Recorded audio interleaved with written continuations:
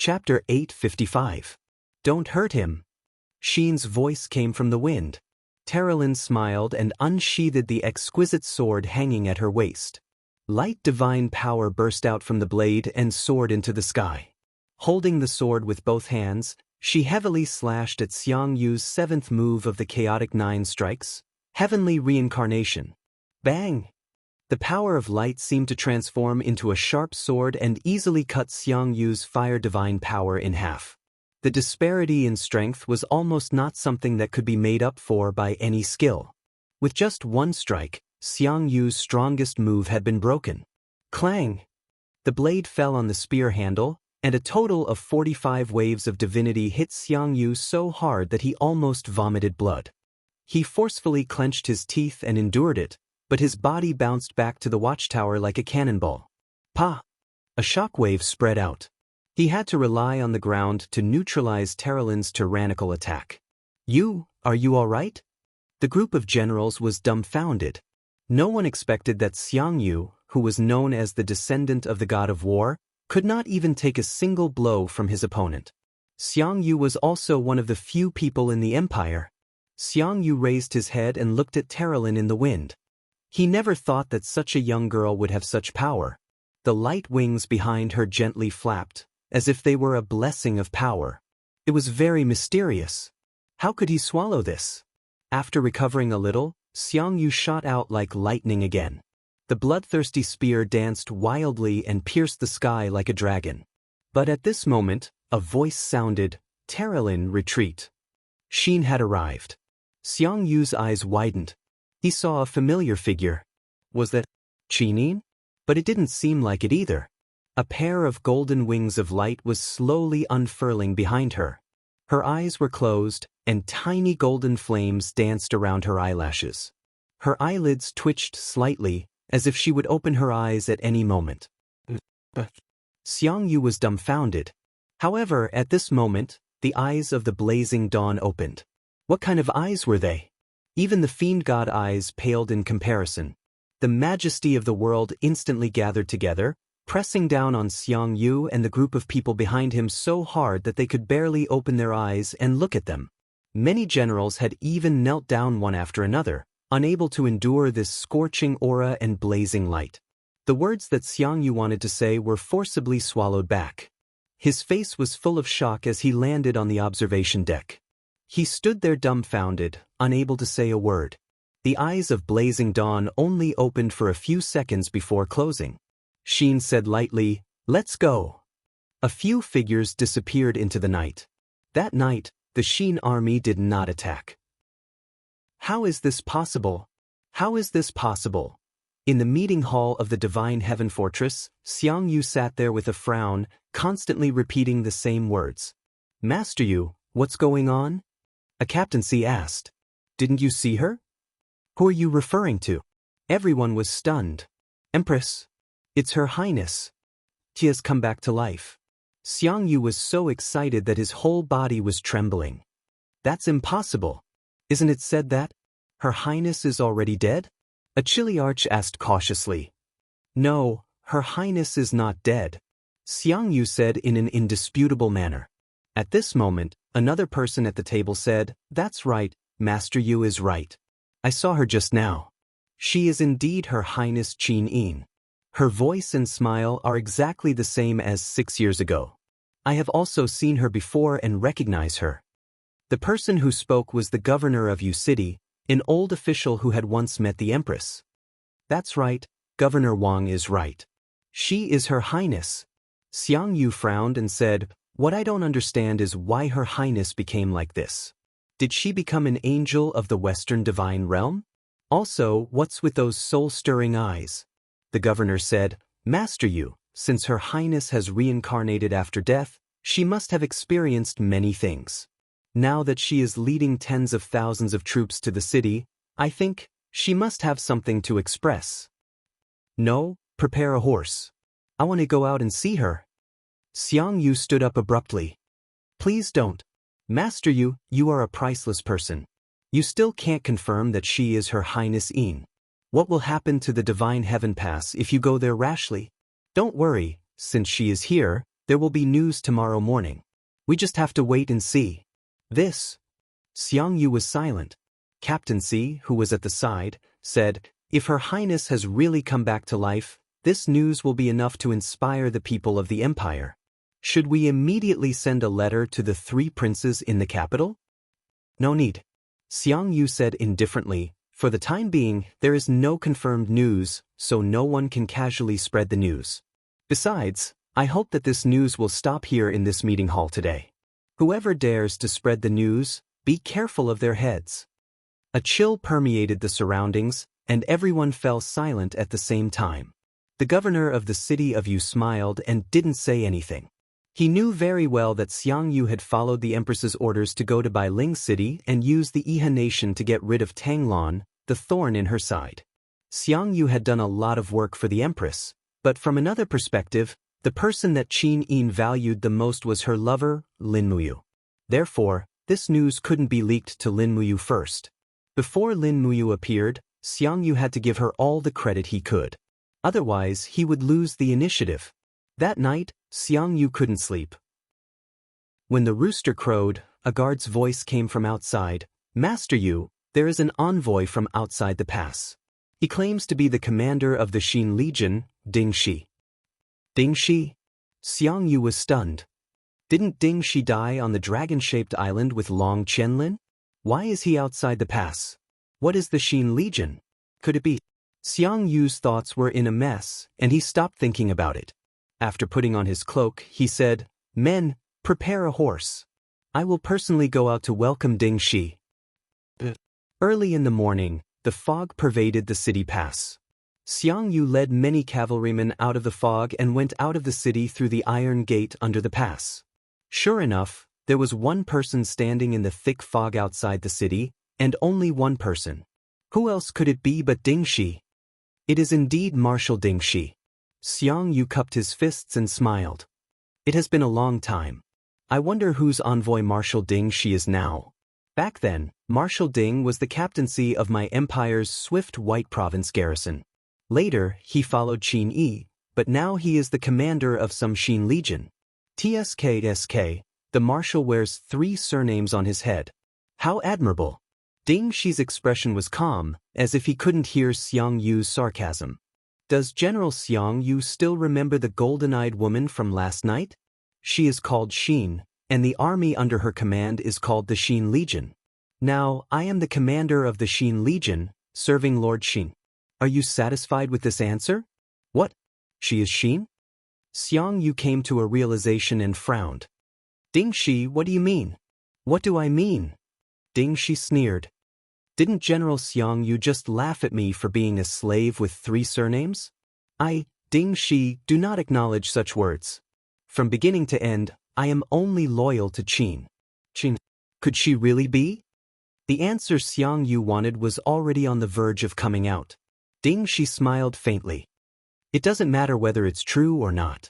Last night, I saw the number of chimneys in the heavenly fortress. Your army is no more than 20,000 people at most. They can't stop the iron hooves of the Xin Legion.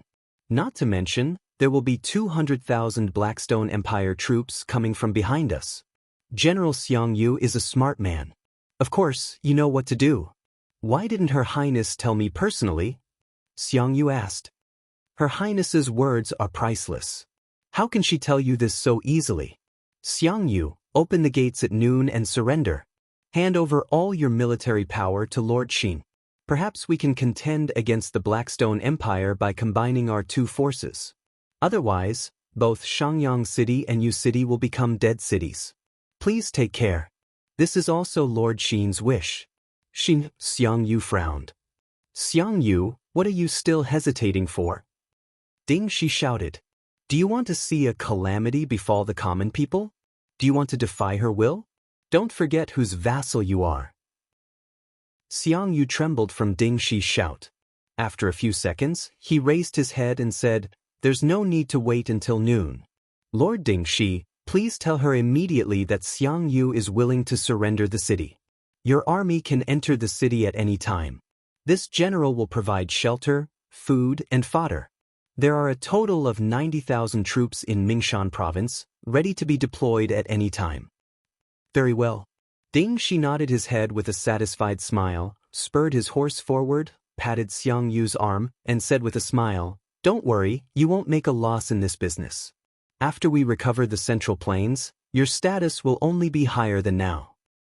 "Then, thank you, Lord Dingxi. I'll go back and report.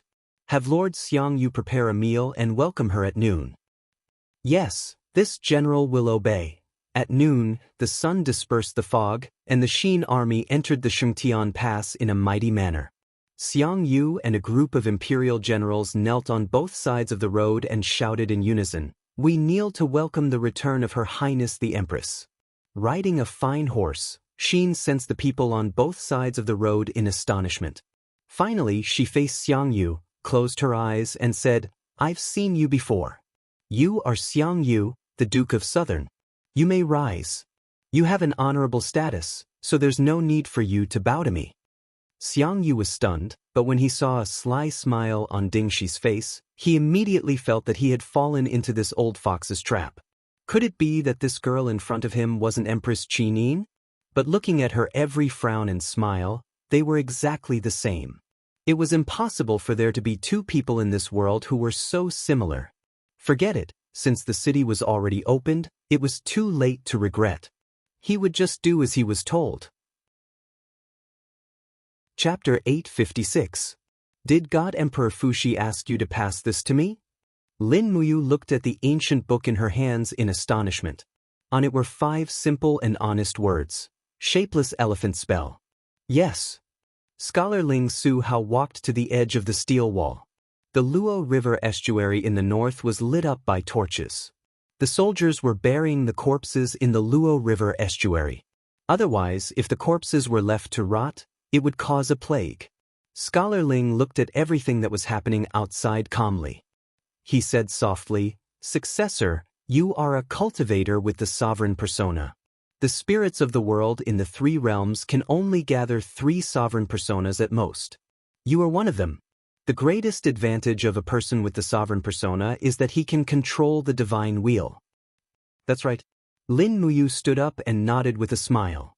However, the divine wheel is also somewhat lacking. Scholar Ling smiled.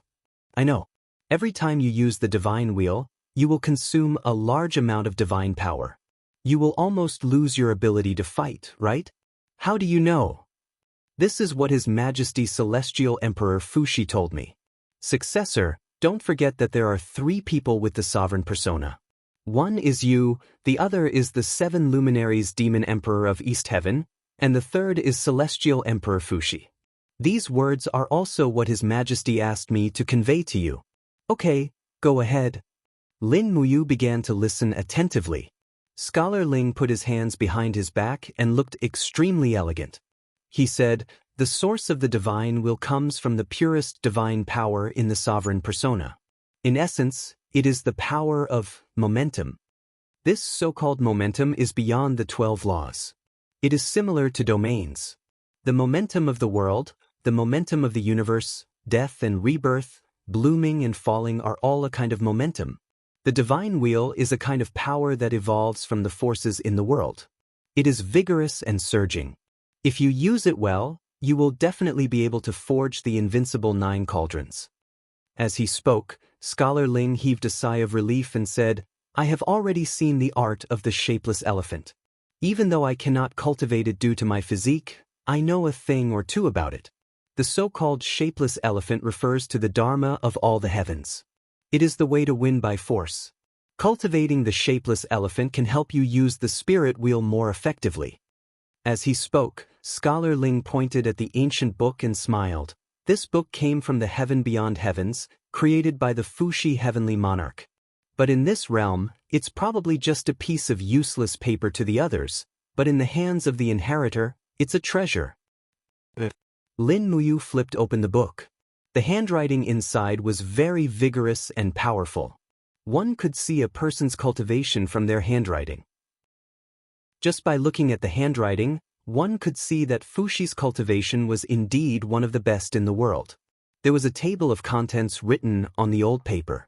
It was also the 5 levels of the invisible elephant spell, 1 elephant earthly white, 10 elephants punishing the heavens, 100 elephants killing the demon, 1,000 elephants destroying the god, and 10 elephants formless. Scholar Ling seemed to see through his doubts. He smiled and said, the so-called elephant is the manifestation. The first step to cultivating the invisible elephant spell is to break down the divine wheel that the air has and transform it into the elephant wheel, which is slightly weaker but more powerful. Only after cultivating the elephant can you be considered to have completed the first step of the invisible elephant spell. However, this cultivation process is very slow. You cannot rush it. Lin Muyu nodded and said with a serious look, Su Hao, if I successfully cultivate the invisible elephant spell, will my strength also increase greatly? Maybe. Why do you ask? Lin Muyu looked in the direction of the north and said, because there are too many powerful enemies there. If I can't break through to the Divine King realm, I am afraid that I will not be a match for them at all. You also know that Bai Minghuan, the marshal of the Tianji Empire, is a god emperor. I could not even take 3 attacks from him before I was defeated. Scholar Ling smiled and said, don't worry. Don't forget that the invisible elephant spell is Heaven Sovereign Fushi's unique skill. As long as you successfully cultivate it, even if you are only in the Divine King realm, you will be able to challenge that so-called God Emperor Bai Minghuan. But Lin Muyu's heart stirred a little. She said, then I'll prepare to cultivate in seclusion for a few days. You, Wu Tong, and Jing Jian will help me guard the steel wall. We can't let the Tianji Empire's iron hooves take another step south. Yes, Your Highness. Lin Muyu walked down the wall. Wei Chou was guarding under the torch. He said respectfully, Your Highness, General Feng, Ouyang Yen, and Chu have already led 50,000 elite cavalry into the Cangnan province. They will reach the Cloud province in 5 days at most. But we have no cavalry here anymore. Almost all the horses have been taken away by them. It's okay. Lin Muyu waved her hand and said, there will be no more field battles in the Luo River estuary. Pass down my order, replenish the shells of the magic crystal cannons. For now, we only need to guard the steel wall. Wei Chou, I am going to cultivate in seclusion soon. You can discuss the defense in the Luo River estuary with Aunt Lien, Lord Fan, and Xiaoxi. Don't come to me. Yes. Wei Chou looked up and asked, Your Highness, how long are you going to cultivate in seclusion? At most a month, at least half a month. Yes. Lin Muyu chose the basement below the steel wall for his seclusion. Originally, this place was used to store food and weapons. But after this battle, almost all the weapons and food were used up. Instead, these underground secret rooms were empty. Choosing the deepest secret room, Lin Muyu entered the secret room in the afternoon with the invisible elephant technique. Until evening, he sat motionlessly in the secret room. There was not a single ray of light in the surroundings. Only a faint golden light slowly seeped out from his body. The formless elephant chant was profound and difficult to comprehend. Lin Muyu had only scratched the surface of it and started to circulate the divine power in her 8 extraordinary meridians according to the chant. It was as if she had given up on the foundation of martial arts that she had been practicing for many years. The entire set of circulation routes were very unique. Just like that, she completed one cycle after another. There was already a lot of sweat on his face, but he still could not see through it. Until late at night, suddenly, his soul became clear. Waves rose in his Yi-Hai. Lin Muyu could not help but be secretly happy. Finally, there was improvement. Deep in his Yi-Hai, there was a ray of light, like a huge wheel. It was the divine wheel. But this time, the divine wheel was completely different from before. After Lin Muyu used the invisible elephant technique, the divine wheel instantly transformed into 2, then 4, and more. Very quickly, there were 32 wheel prints. In the Yi-Hai, the wheel prints intertwined with each other, as if they were natural, forming a huge wheel print tower. Lin Muyu was so excited that his whole body was trembling.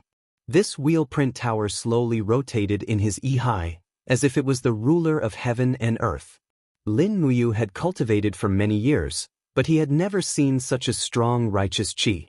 The golden tower emitted rays of golden light, like silk ribbons, and the power within it was amazing. This was not a true understanding of the power of the invisible elephant technique, because the basic power of the invisible elephant technique came from the elephant divine power, and the elephant divine power came from the divine wheel. Only by transforming the power of the divine wheel into the elephant divine power could one be considered to have completed the basic cultivation. But this step was impossible for Lin Muyu at present. He took a deep breath and continued to use the invisible elephant technique. Immediately, the tower in his high continued to rotate. Every time it rotated, the power of the tower increased by 1 level, and the golden light also became stronger. Just like this, he did not know how many times it had rotated. Until the sky gradually brightened, the tower in Lin Muyu's high was shining with golden light. The light was already dazzling as the bright morning sun. Phew! He took a deep breath and absorbed the power into his body. At this time, the tower in his high also began to disintegrate. The power of the tower came from the divine wheel, and the disintegration of the tower also meant that the power of the divine wheel was beginning to disintegrate into smaller units. Strands of divine power seeped into the 8 extraordinary meridians, making him feel extremely comfortable. Lin Muyu could not help but let out a cry. He opened his eyes. The secret room was dark, and there was no one to disturb him. And the power in the meridians began to gather like a torrential river. He slowly opened his palm, and strands of divine power began to gather in the meridians. Very quickly, they gathered in the meridians in the palm. When a faint yellow light came out of the meridians, it was a pleasant surprise. And the color of this light became darker and darker, gradually changing from the original lustrous color to a deeper golden color. Then, with a pu sound, it dispersed into the surrounding air. Success, this was the true elephant divine power, an existence that was completely different from the ordinary divine power. Lin Muyu was wild with joy. In just a short night, he had actually completed the transformation of the divine will power. The next step should be to recondense the elephant divine power into the form of the wheel seal, and that would be the elephant wheel. At this time, he also realized that his clothes were already drenched. God knows how much sweat he had shed during this night of training, and his stomach was also growling with hunger. He got up and took the dishes that the servant at the small door of the secret room had sent over. It was already cold, but he only needed to slightly circulate his power to condense the law of fire, and in a few seconds, it would be warm and fragrant again. After eating his fill, he did not stop to meditate again, and began a new round of training. He was too thirsty for power. The sooner he mastered the invisible elephant technique, the faster he could change the situation. However, Lin Muyu did not know that the flames of war had already started in the northern border of the empire, and this fire had almost burned half of the empire's sky red.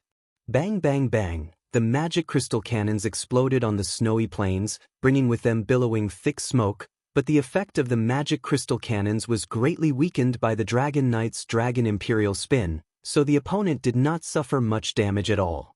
Bastard! On the high walls of the city, an imperial guard pulled out his sword and said in a low voice, "You must defend the subduing wolf pass for me. Behind you is the Muyu city. As soldiers, we will not let our home fall into the hands of the evil soldiers." A giant dragon descended from the sky, and a scorching hot dragon breath flowed past. In an instant, the guard and the surrounding soldiers were turned into miserable white bones. In the distance, a figure swept over, and with a light slash of his sword, the city gate was opened. The northern gate of the empire was easily blasted open. Chapter 857. Empire Calendar Year 7742, May 7th. Snow falling in the north. It was snowing heavily in the cold Muyu city.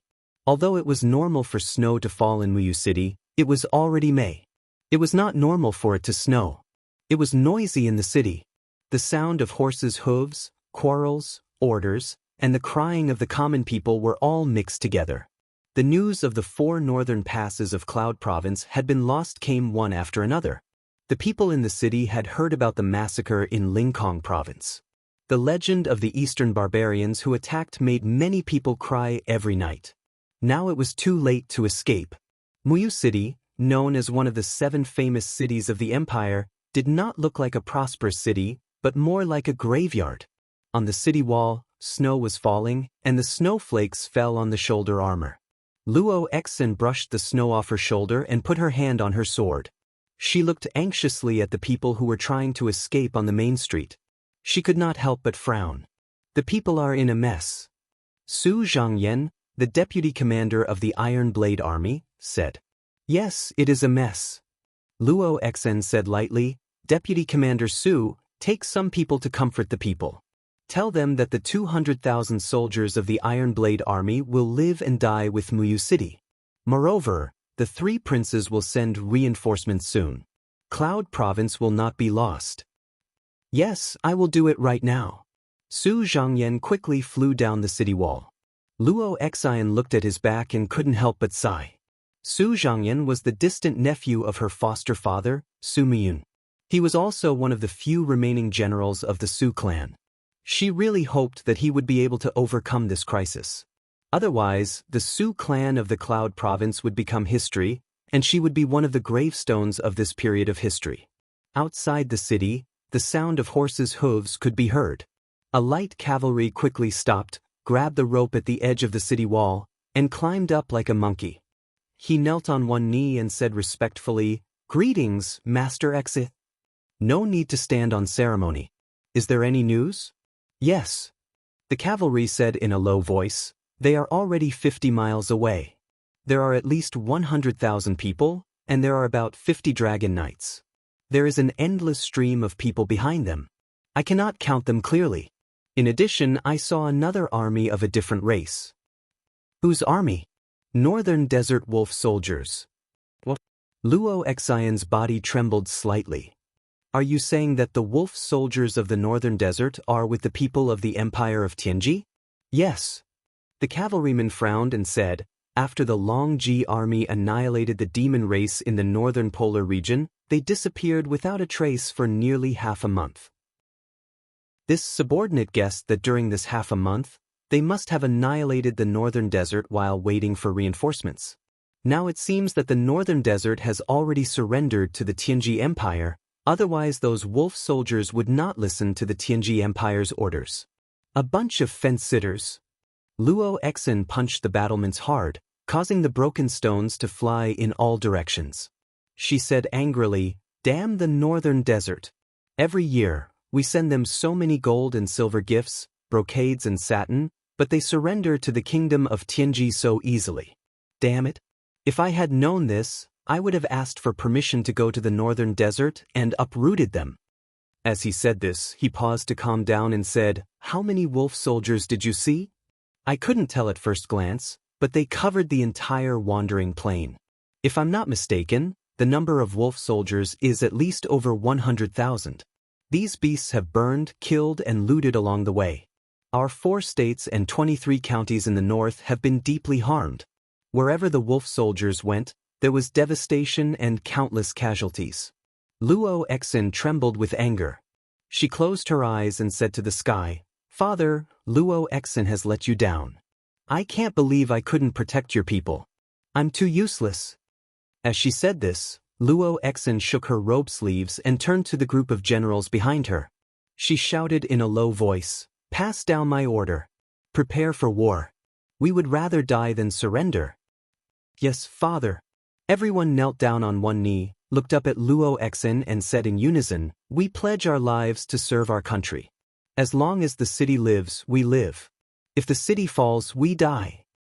At dusk, the snow was getting heavier and heavier.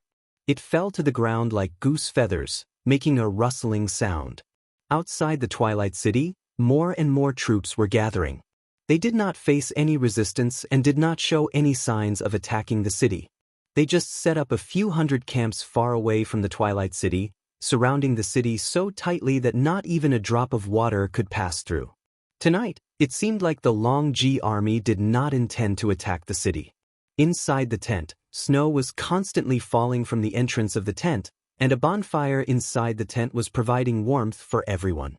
On the bonfire, there was a roasted cow that was about to be cooked, and it was sizzling with oil. A middle-aged general sat on the commander's seat. He was wearing a commander's armor. He was the commander of the Longji army, Fang Lan. Another seat was arranged for him to sit on the same level. It was none other than the Dragon Rider General, Lin Tongtian. Below the commander's seat were a few deputy commanders of the Longji army and captaincy. Then, there were a few people of different races in leather robes. One of them, who wore a crown on his head, was the leader of the Northern Desert Tribe, Big Wolf Lord Mo Dun, Mu. We'll start attacking the city tomorrow morning. Fang Lan took the warm wine from the maid and smiled. The Twilight City is an important city of the Qin Empire. It is rich and sturdy. It is known as one of the 7 famous cities. The general guarding the city is Luo Exin, the adopted son of Su Muyun. It is said that he is also a famous general of the Qin Empire, who will fight the first battle. The group of captaincy of the Longji army was solemn. No one said a word. Fang Lan smiled and said, "Great Wolf Lord Mountain, you are the chief of the wolf tribe of the Northern Desert and an ally of our empire of Tianji. Since we have made an agreement, it is time for your tribe to fulfill it. Why don't you let your 150,000 wolf soldiers be the first to attack Muyu City? What do you think, Great Wolf Lord Maodun?" Mo Dun was slightly stunned. A few of his subordinates were also shocked and unwilling. After a few seconds, Mo Dun bowed respectfully and said, "Lord Fang Lan, we, the wolf soldiers, have come from afar. We are not used to the climate here. Besides, many of us have not had a full meal for many days. Why don't you let your army attack first? We will be ready after some rest." "Is that so?" Fang Lan smiled faintly. "I heard that the tribes of the Northern Desert graze in the summer and fall and raid in the spring and winter. You must be having a hard time. Look at the vast farmlands around the Twilight City. If we can make it the fiefdom of your wolf soldiers, you can farm here. You can also have the women of the Central Plains to warm your tents. How great would that be?" Mo Dun clenched his teeth and remained silent. Fang Lan continued, "Since the Northern Desert Wolf tribe has decided to serve the Tianji Empire, why are you hesitating? Big Wolf Lord Mo Dun, I promise that if you can take down the Twilight City, I will give this city to you. I will also give you half of the 14 prefectures of the Cloud Province as a reward. What do you think?" Mo Dun was shocked. The Northern Desert had been coveting the Cloud Province for thousands of years. How tempting was that? But Mo Dun also knew that the person guarding the city was the famous general of the empire, Luo Exin. The 200,000 steel blade army under him was the main force of the empire. How could his 150,000 wolf soldiers take over the Twilight City from Luo Exin? "Give me an answer." Lin Tongtian seemed a little impatient. He said, "Don't let the Tianji Empire think that our ally is useless. You can't do anything and only know how to waste food." Mo Dun clenched his teeth. "I will go. My 150,000 wolf soldiers will attack the city with me, but you must provide us with siege weapons. In addition, you must let my wolf soldiers eat their fill. Even if I have to let them die, I will let them die with a full stomach. Don't worry about that." Fang Lan smiled.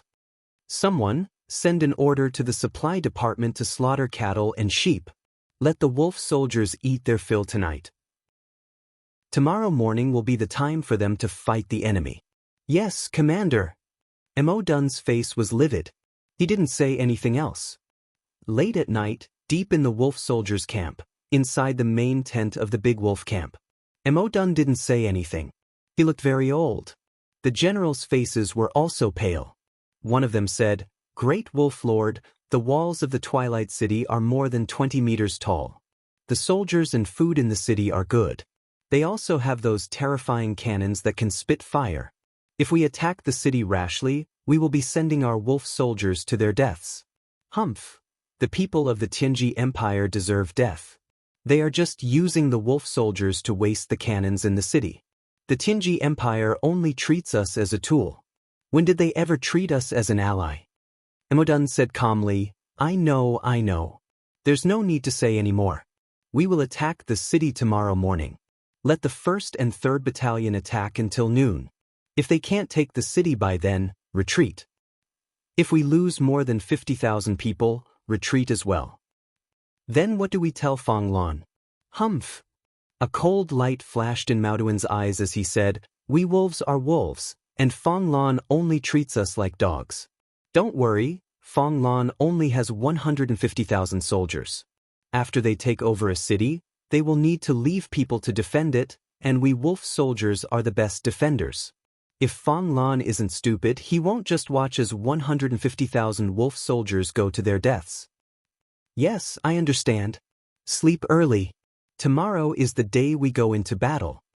Mo Dun's face was cold. He said, "One day, I will make Fong Lan and Lin Tongtan regret this." The next morning, the snow finally stopped. When the morning light shone on the snow-covered city of Muyu City, the conch horns sounded in the distance. Dense numbers of wolf soldiers pushed the siege equipment straight towards the city wall. A great battle was about to break out.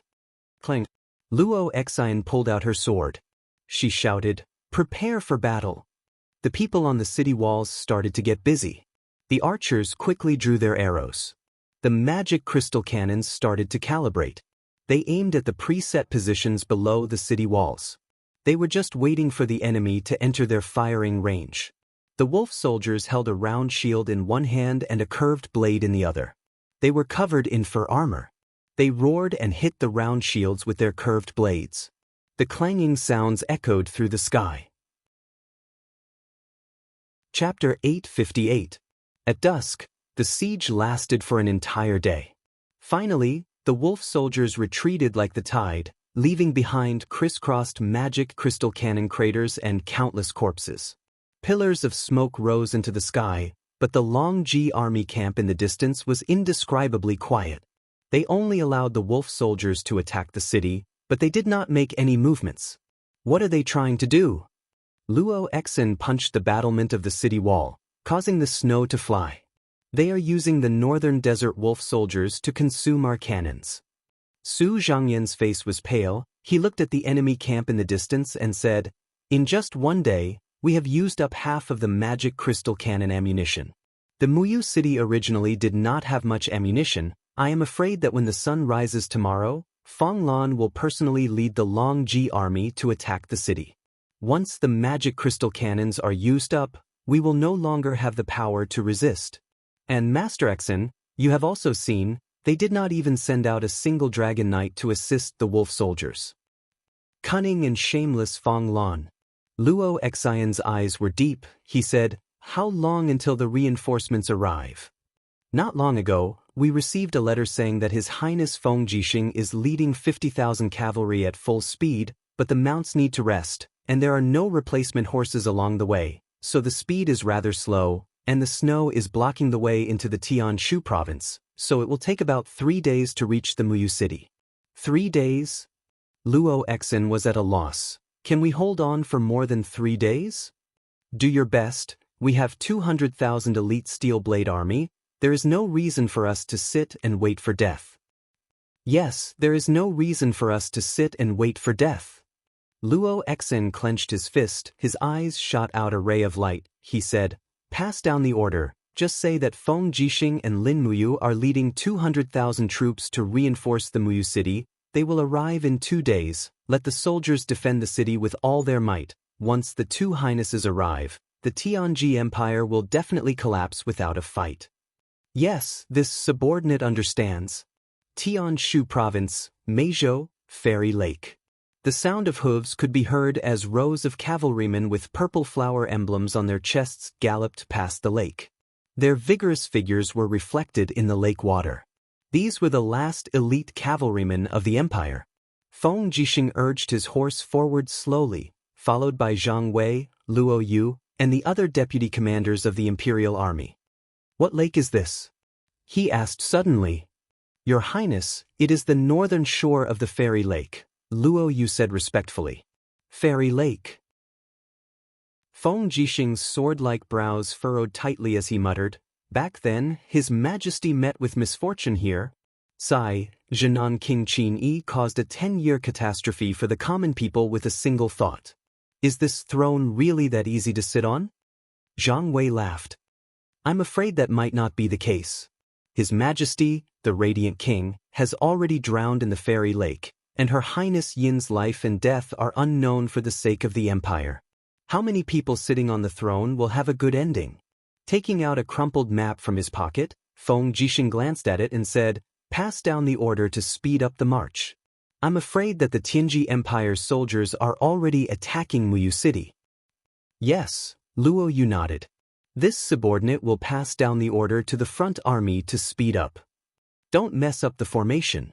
Feng Jixing had always been prudent when it came to using troops.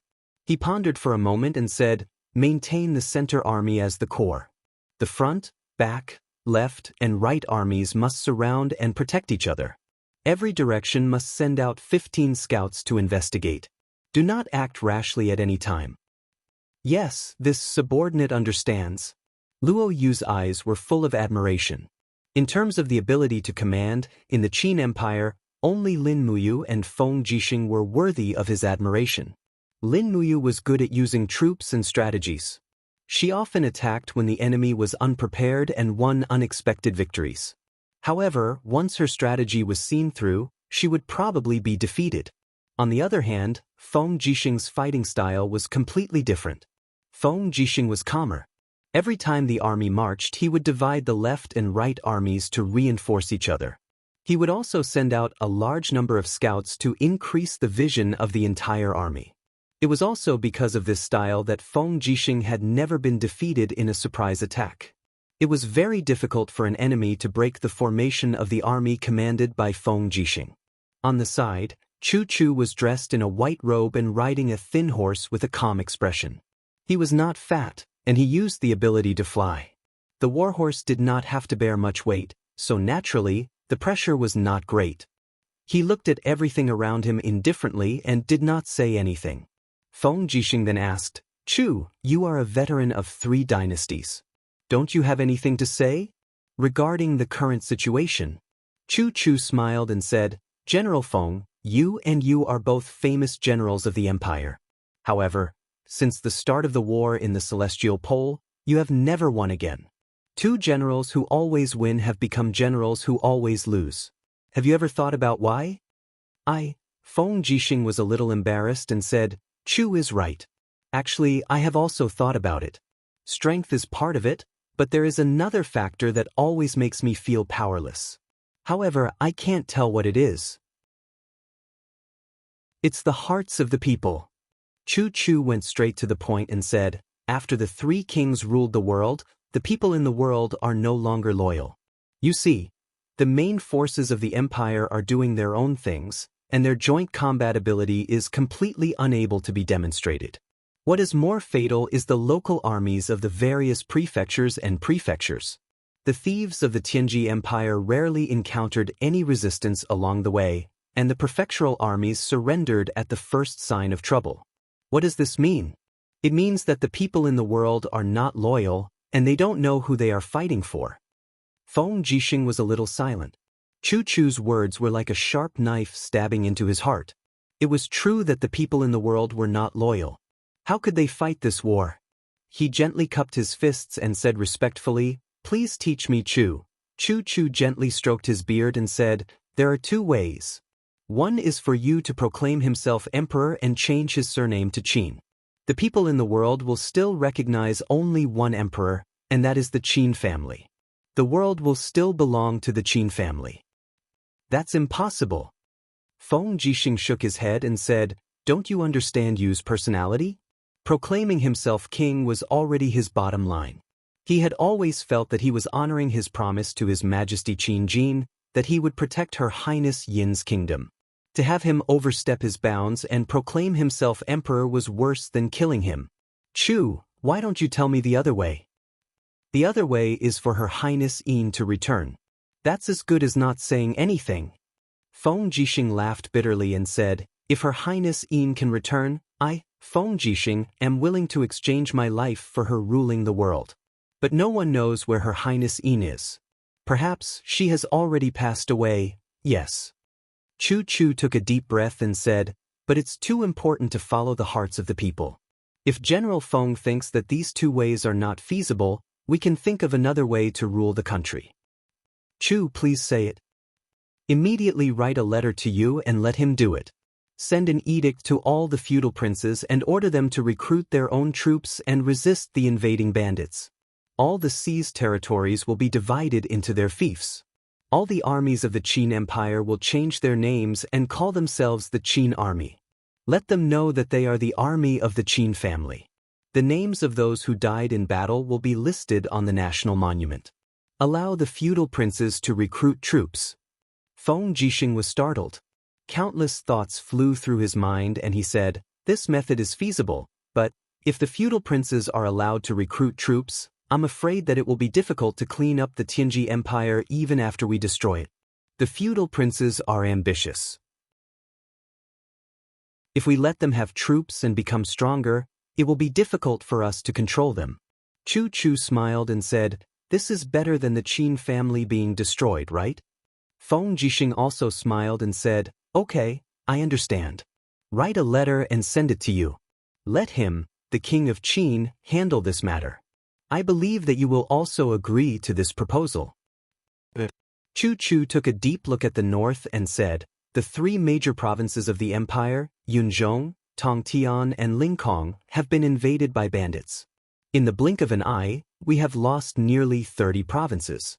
If we can't make good use of the local armies of the various provinces, it will indeed be difficult to resist the powerful bandits."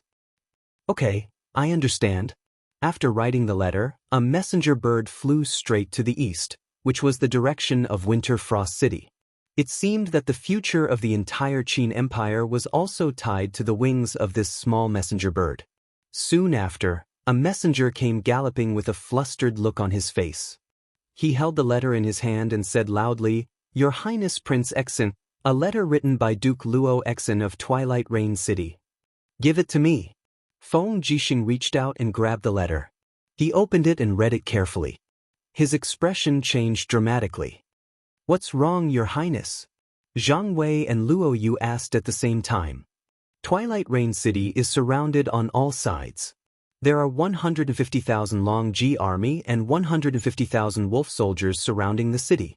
In addition, there are no less than 100 dragon knights helping them. Most of the dragon knights from the Battle of the Luo River estuary have already gone to reinforce the Long Ji army. Zhang Wei held the hilt of his sword and said, "Then let's speed up. Maybe we can reach Twilight Rain City in a day and a half. It's not too late. Luo Xian has 200,000 steel blade soldiers. They won't be killed in a few moves. As long as we are fast enough, we should be able to catch up. When the time comes, we can coordinate from the inside and outside and kill the Long Ji army." "It's too late." Feng Jixing shook his head and said, "We can't even fight our way in. Moreover, we may be ambushed by the bandits outside. Moreover, we don't have any magic crystal crossbows. The number of dragon knights is enough to destroy us." "Then what should we do?" Zhang Wei was shocked. Feng Jixing gritted his teeth and took out the crumpled map again. He said resolutely, "Order everyone to drop their armors and supplies and advance at full speed. We will go around Twilight Rain City. We must reach Wolf Subduing Pass in 2 days and take it down." "Attack Wolf Subduing Pass?" Zhang Wei was shocked. "Then we don't want Twilight Rain City anymore? We don't care about Luo Xian's life?" Luo Yu laughed at the side. "Your Highness has a brilliant plan. Attacking Wolf Subduing Pass might save Twilight Rain City." Zhang Wei was confused. "What are you talking about? I don't understand at all." Chapter 859. Luo Yu rode his horse forward and patted Zhang Wei's shoulder lightly. He smiled and said, "Don't think about it if you don't understand. Hurry up and urge the army to enter Cloud Province before nightfall. We must reach Wolf Subduing Pass within 2 days." "All right." Zhang Wei held his steel saber and thought for a while, but he was still confused. He immediately shouted, "Brats, don't be lazy. Hurry up and march faster. We must enter the Cloud Ridge before nightfall. Otherwise, I will beat your butts into mush." As he spoke, Zhang Wei was still unwilling to give up.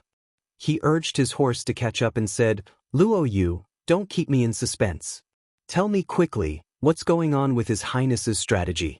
Why are we attacking Wolf Subduing Pass instead of Mu City?" "It's very simple. But if I tell you, you owe me a meal of dog meat and wine. How about that? All right. Hurry up and tell me, you brat. Ha. Luo Yu laughed heartily, then raised his hand and drew a circle in the air. He said, the map of Cloud Province is like this. The entire Cloud Province is surrounded by Cloud Ridge, like a huge wash basin. There is only one exit north of this wash basin, and that is Wolf Subduing Pass. This Wolf Subduing Pass was originally built for the Northern Desert Wolf Tribe, but now it has become the northern gate of Cloud Province. Old Zhang, think about it. If we attack Wolf Subduing Pass and close the gate, what will happen to the hundreds of thousands of Long Ji soldiers deep inside Cloud Province? Zhang Wei's eyes lit up. You mean, this is equivalent to closing the gate and beating the dogs? Yes. Luo Yu nodded and smiled. As long as we take down the Wolf Subduing Pass and cut off their route of retreat and food supply, it will create a strong sense of claustrophobia for the wolf soldiers and the Long Ji army. Any expeditionary force is most afraid of this kind of situation where their route of retreat is cut off. As long as that bastard Fong Lan is not stupid, he will definitely send a large number of troops to take down the Wolf Subduing Pass. We can then make use of the mobility of the cavalry to lead them around the world of ice and snow in the northern region. Going back and forth, even if he does not die of exhaustion, he will starve to death. On one hand, we can solve the siege of Muyu City, and on the other hand, we can eliminate this group of eastern barbarians who entered Yunzhong province without any bloodshed. Zhang Wei was filled with admiration. He gave a thumbs up and said, Luo Yu, you're really full of tricks. Tell me, why can't I, old Zhang, think of this method? Both you and Prince Xian are really full of evil ideas, able to think of all sorts of ideas. Humph. Luo Yu glared at him and said, if it were you, what kind of strategy would you think of? Zhang Wei thought about it and said, directly kill our way over and kill all the barbarians of Tianji Nation. Kill their entire families and *CK their women. This is what a man should do. Luo Yu touched her nose. Although it sounds very straightforward, it's definitely not what a benevolent general would do. You can say these things to me, but don't ever tell Prince Xian or His Highness Prince Qin. Otherwise, they'll definitely give you 5,000 lashes and give you a quick death. Zhang Wei grinned. Don't mention it. Regardless of whether it's working under Prince Xian or Prince Yu, there aren't any benefits. There's no good wine or women. Every day, we're just a bunch of men huddling together and eating leftovers. To be honest, we're too useless as soldiers. Look at you. You're so capable, but what kind of life do you live? Luo Yu was stunned. Don't tell me that you're disloyal. Do you want to rely on Zheng Yifan or Xiang Yu? Only if I die. Zhang Wei grinned. Although it's tough for me to follow General Feng, I feel at ease. After going through so much suffering, I'll be able to gain a good reputation as an empire's warrior.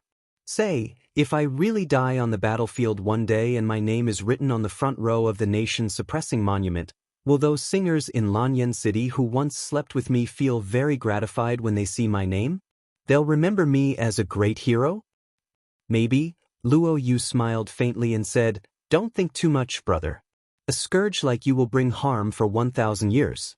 It won't be so easy for you to die. The singers in Lanyan City are still waiting for you to patronize them. Zhang Wei held his battle saber and looked at the muddy waters splashed by the horse's hooves. He seemed to be in a daze as he said, I, Zhang Wei, have been muddle-headed my entire life, relying on my fists to bully others and to win my dignity. I've never known about the affairs of the country or the righteousness of the nation. It was only when I became a soldier that I understood what was going on. If I really die on the battlefield, Luo Yu, you must remember to help me go to the imperial capital's spring in a few more times and help me drink a few more times. Luo Yu sneered and said, idiot, you won't die. After the war is over, I'll accompany you to the Spring Inn. I won't go back on my word. All right, let's go together. Call Prince Xian along. Shu, lower your voice. However, it seemed that Feng Jixing had already heard them. Without even turning his head, he said, I'm not going. If anyone wants to go, the two of you can go. I, Feng Jixing, am a decent person. Zhang Wei and Luo Yu exchanged glances and smiled. There was a limit to how decent this decent person could be. North of the eastern capital, the Luo River estuary stronghold was quiet. In the secret room, Lin Muyu, who was cultivating in seclusion, had already entered the crucial stage of cultivating the formless elephant art. In the dark secret room, only his beer was emitting a faint glow. In his EC, a total of 128 streams of elephant wheel divine power were intertwined, forming a 12-story pagoda. The pagoda was slowly rotating in the air above his EC. Streams of divine power entered the bottom of the pagoda from his EC, flowing through the 12 stories, and finally soared into the sky, turning into a stream of power that shot into his meridians. With every circulation, the power of the pagoda would increase. After 128 circulations, finally, Lin Muyu slowly opened his eyes. Lin Muyu could feel that his essence core was extremely full. He couldn't help but smile. He opened his right palm, and a stream of golden divine power gushed out from his meridians, gradually forming a miniature, divine wheel filled with divine power in the air. The divine wheel was circular, and in the middle was the image of a Xieji mythological beast. It couldn't be seen clearly, but it must have followed the natural laws and condensed the image of an ancient beast. Buzz! This real elephant wheel spun rapidly in the air, stirring up an awe-inspiring wave of divine power. It actually destroyed all the nearby walls with a ping-ping-ping sound. Lin Muyu was overjoyed. The power of this elephant wheel was much inferior to that of a complete divine wheel. It was about 10% of the strength of a complete divine wheel, but the consumption of divine power was also a lot less. According to his current cultivation, even if he condensed this kind of elephant wheel 1,000 times, his divine power would not be exhausted. Moreover, the elephant wheel faintly revealed the way of kingship and domineering, which was even more incomparable to the original divine wheel. It seemed like the shapeless elephant formula had finally made some progress. He had already entered the first level of heaven, the one elephant white earth. As his cultivation deepened, he could condense more and more elephant wheels in an instant. When he reached 10 elephant wheels, it would be the second level of the 10 elephants punishing heaven. If one elephant wheel was already so powerful, how strong would 10, 100, 1,000 and 10,000 be? How strong would it be? Lin Muyu didn't dare to think about it. He took a deep breath, and a joyful sound came from his body. The waves in his meridians were endless, and he actually broke through the second level of the Grotto Heaven realm without a sound. He had already entered the 27th level of the Grotto Heaven realm. Just like what Scholar Ling said, this profound martial art came from the human realm beyond heavens, and it would be of great benefit to his cultivation of the Supreme Godhead.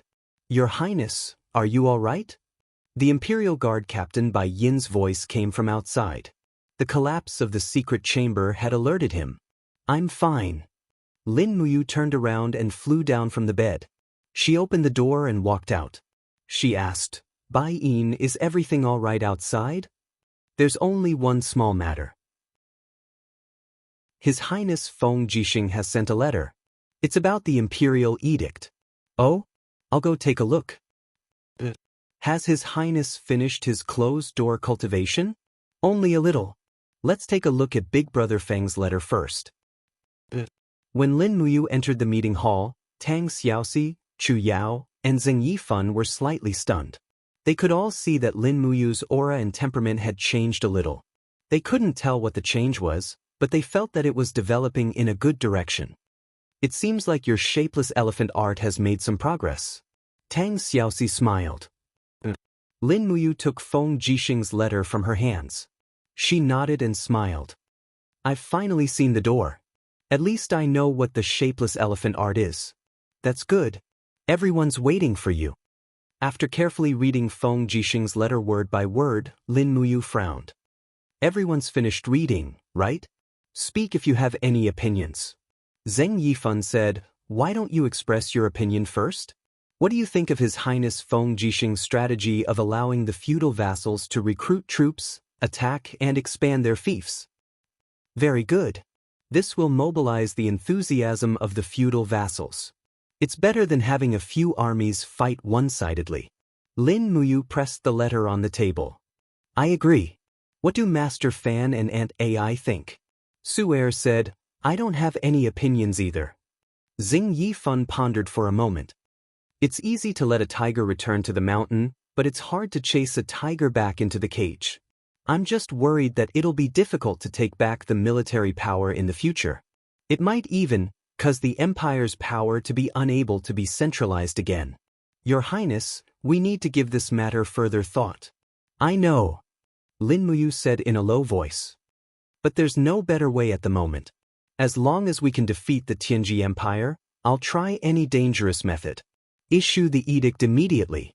Do everything you can to send the edict to the highest officials in all the prefectures and prefectures. Also, change the name of the Empire's army to the Qin Army. We're the army of the Qin clan, and we fight for the Qin clan.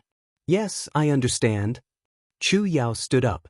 She was wearing an elegant white robe. She smiled gently. You've come out of seclusion? Tell me, what do you want to eat for lunch? I'll prepare it for you right away. Anything is fine. I'll eat whatever Sister Chu Yao cooks. Hee, you're such a sweet talker. Chu Yao turned around and left. Tang Xiaoxi walked closer and smiled. Mu, let me see how powerful the invisible elephant spell is. Right here. What else? All right then. Lin Mu took a few steps back and suddenly let out a low roar. Suddenly, the aura between heaven and earth seemed to gather around his body. The ground under his feet was covered with a layer of frost-like substance, and a golden elephant will slowly gathered under his feet. For a moment, Tang Xiaoxi, Xing Yifan, and the others almost couldn't breathe. The power of this aura seemed to be superior to the immortal realm. I'm done. Tang Xiaoxi pouted. Lin Muyu dispersed his power. Immediately, everyone heaved a sigh of relief. Xing Yifan remained silent. Many years ago, with Lin Muyu's cultivation, he probably couldn't even block one of his fingers. But now, if Lin Muyu were to use his full power, he probably wouldn't even be able to block 3 of her attacks. Time had changed too quickly. Chapter 860. In the Western Divine Realm, ancient stone pillars pierced through the clouds, surrounded by mountains and seas of fog. Such a paradise could only be found in the Divine Realm. When the first rays of the morning sun pierced through the clouds and landed on the ground, the angel-level experts spread their wings and flew into the sky above the palace. They were silent, allowing the morning light to seep into their bodies, absorbing and refining the precious light energy. Morning training was one of the traditions of the Western Divine Realm. The morning sun contained the purest energy. 2 hours of training in the morning was equivalent to 6 hours of training in the rest of the day. They never slacked off. On the high spirit mountain, a few people stood above the clouds, looking down at the illusions formed by the sea of clouds. However, the fog kept dissipating, unable to condense into a true form. The ruler, who was covered in light energy and dressed in a black robe, stood proudly in the sky. There was a hint of impatience in his eyes. What's going on?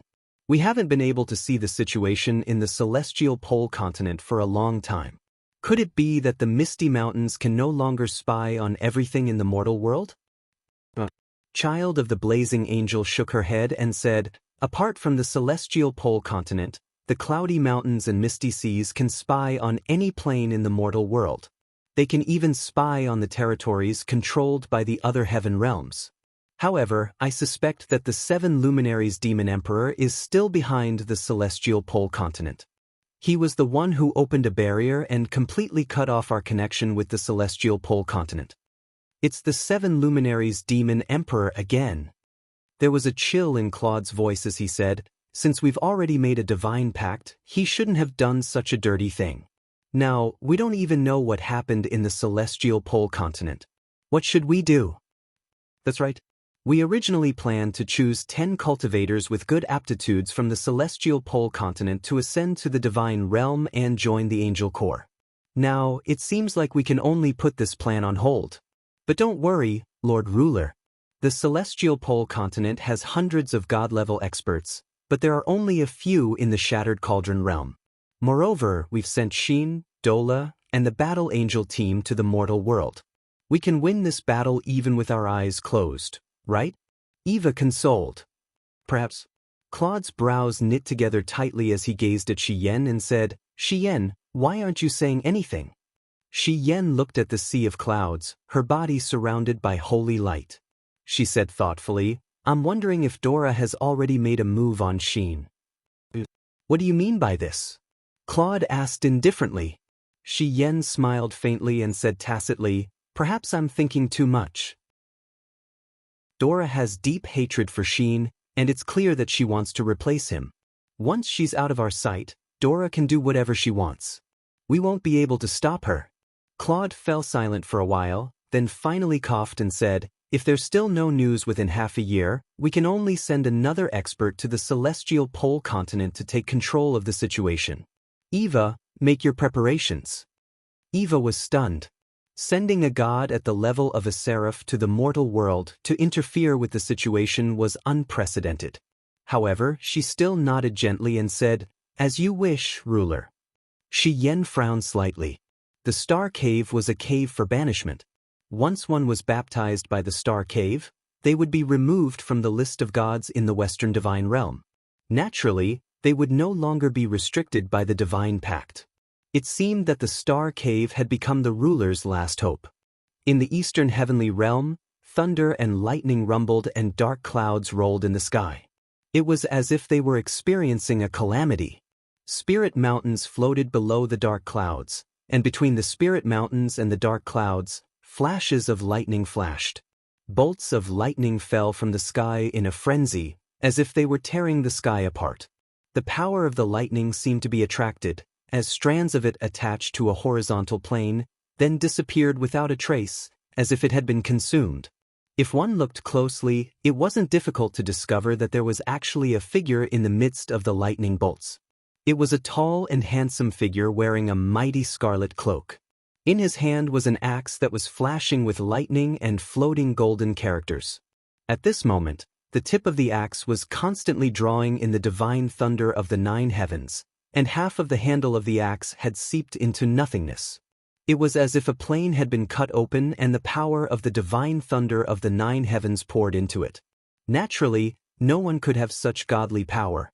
In the entire Eastern Heaven, only the 7 luminaries Demon Emperor could have such power. Zzz, thunder and lightning raged and spread out, forming a biting cold storm that blew everything around it. A huge parallel barrier spread out towards the edge of the sky. The 7 luminaries Demon Emperor's face was dripping with sweat, but his gaze was getting sharper. Behind him, 3 golden circular forces slowly flew closer. It was Ziyao, Sun Feng, and Qin Ping. The 3 of them had opened up a godly power barrier to protect their bodies from being eroded by the divine thunder of the 9 heavens. You're here? The 7 luminaries Demon Emperor said without turning his head. His cloak fluttered behind him, but his hands didn't stop moving at all. He continued to control the battle axe and continued to add energy to the barrier. Demon Emperor, you've worked hard. Ziyao smiled faintly. Her aura was very long, and even her appearance seemed to be better than before. A sense of confidence that came from the depths of her heart overflowed. Ziyao, you've finally recovered to the 99th level of Grotto Heaven. The 7 luminaries Demon Emperor smiled. Congratulations. However, Ziyao smiled. Shi Yan and Eva of the Western Heaven Realm have already reached the 99th level of Grotto Heaven. If I fall behind again, I'm afraid that you, Demon Emperor, will soon be beaten up by Claude. In the myriad worlds and stars, someone who can beat me up hasn't been born yet. A hint of frivolity flashed across the face of the 7 luminaries Demon Emperor. Let's just say that. Ziyao's pair of beautiful eyes suddenly stared at the axe of the 7 luminaries Demon Emperor and said, Panga's axe can split heaven and earth and travel through the void, but it will also absorb a large amount of the user's godly power. Demon Emperor, do you really want to rely on Panga's axe to block the connection between the Western Divine Realm and the Celestial Pole Continent? I have no other choice. The seven luminaries demon emperor said faintly, "You is my brother and also the strongest helper for my future battle against the Western Divine Realm and the Northern Heaven Realm. I definitely can't let you die in the Shattered Cauldron Realm just like that. I'm helping him through this crisis, and also helping myself through it. I believe that Ziyao has also seen that the gods of the sky beyond skies have also made a move." "That's right." Ziyao smiled lightly. "Fortunately, the person that the sky beyond skies heavenly emperor Fuxi is helping is you. This kid's luck is really extraordinary.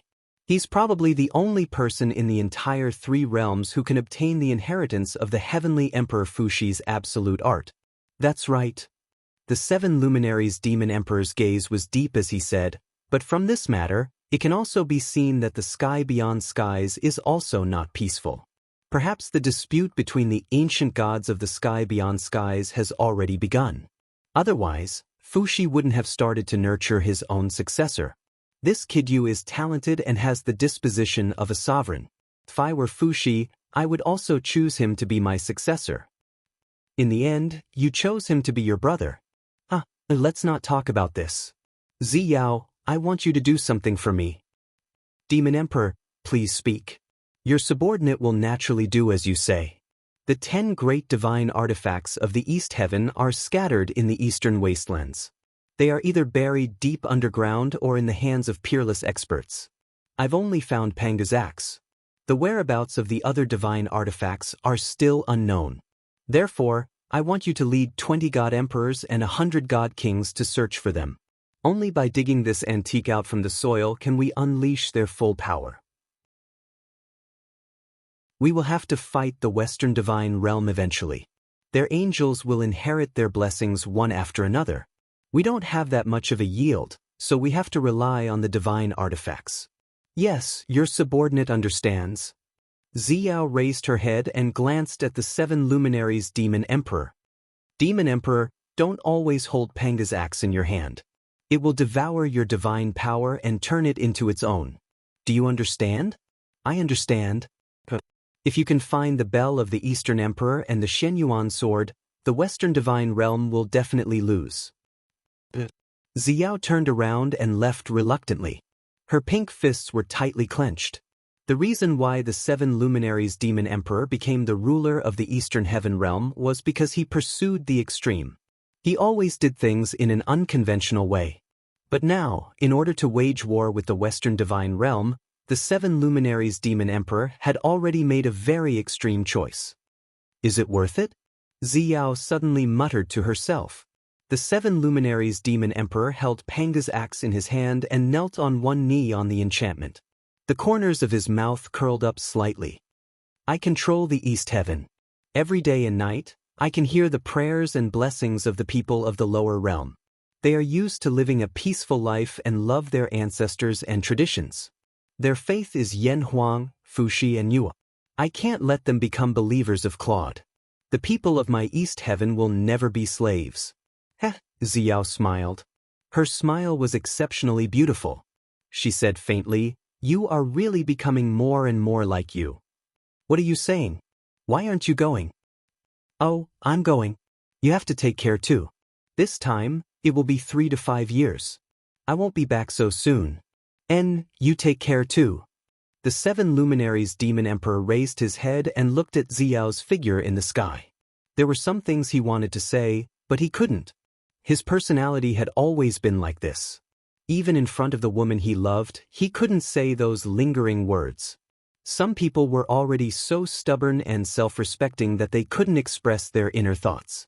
And the seven luminaries demon emperor was like this. Below the 9 heavens and 10,000 realms, there were many planes controlled by the spirit mountains. Among the thousands of stars, 2 glittering planets had already merged together. They were the Shattered Cauldron World and the Celestial Pole Continent. These 2 planets were originally cut in half by divine power. Now, they were slowly merging as if they had formed a whole. Or perhaps they were originally one. At night, the sound of magic crystal cannons reverberated endlessly in Cloud Province. Flames shot up into the sky. Muyu City, which was once extremely prosperous, had now become the core of this war. Countless chariots slowly approached the city. Giant dragons hovered in the sky. Dragon knights constantly swooped down, using the edge of dragon spears and dragon swords to destroy the magic crystal cannons on the city walls. The sounds of explosions seemed to be the resistance of Muyu City. However, this resistance was quite powerless. The outcome had long been determined. It was just that the people were unwilling to surrender.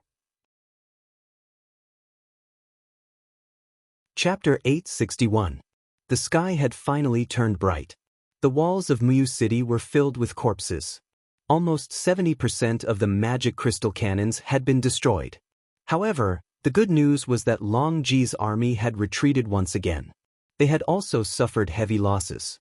They had even lost a few dragon knights. In the chaotic artillery fire, even a god could not protect himself. Luo Xian was covered in dust and blood.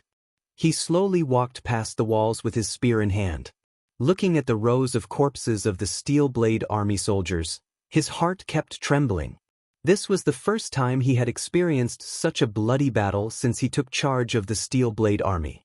It was also the first time he had seen the Steel Blade army suffer such a disaster. Move the corpses into the city and burn them together to prevent the spread of the plague, he said calmly. Yes, Duke Exin. Su Zhangyan nodded and waved his hand. A group of Kiliarchs began to give orders. It's already the third day. Luo Xian placed his hand on the cold battlement. It was unknown whether it was because of the cold weather or because he had exhausted too much of his divine power, but his voice was slightly trembling. He said, "Why haven't Prince Xian's reinforcements arrived yet?" Su Zhangyan said, "Feng Jixing has always been calm and steady when using troops. Let's wait a little longer. There will definitely be news." Could it be that Prince Xian's army has already been intercepted and killed on the way? No, definitely not. Su Zhangyan shook his head. Feng Jixing is not so easily defeated. He is Feng Jixing. However, after saying that, Su Zhangyan also felt that his words were not convincing enough. Although Feng Jixing was powerful, his opponent was the powerful Tianji Empire. The Tianji Empire, which had many God-state realm experts to assist them in the battle, was beyond the scope of military strategy. If Feng Jixing was careless, he might be killed by another deity. At this moment, a servant in charge of keeping messenger birds ran over excitedly. He said loudly, "Commander, good news. Good news." He quickly knelt down on the snowy ground and did not care about the mud on his knees as he passed a letter to Luo Exin and said, His Highness Feng Jixing had led 50,000 elite armored cavalry and used a roundabout tactic to attack Zhanlang Pass and had already taken it down. What? Feng Jixing attacked Wolftown? Luo Exin was startled, but then her face was full of joy as if she had suddenly realized something. She clapped her fists and said with a smile, "What a clever Feng Jixing.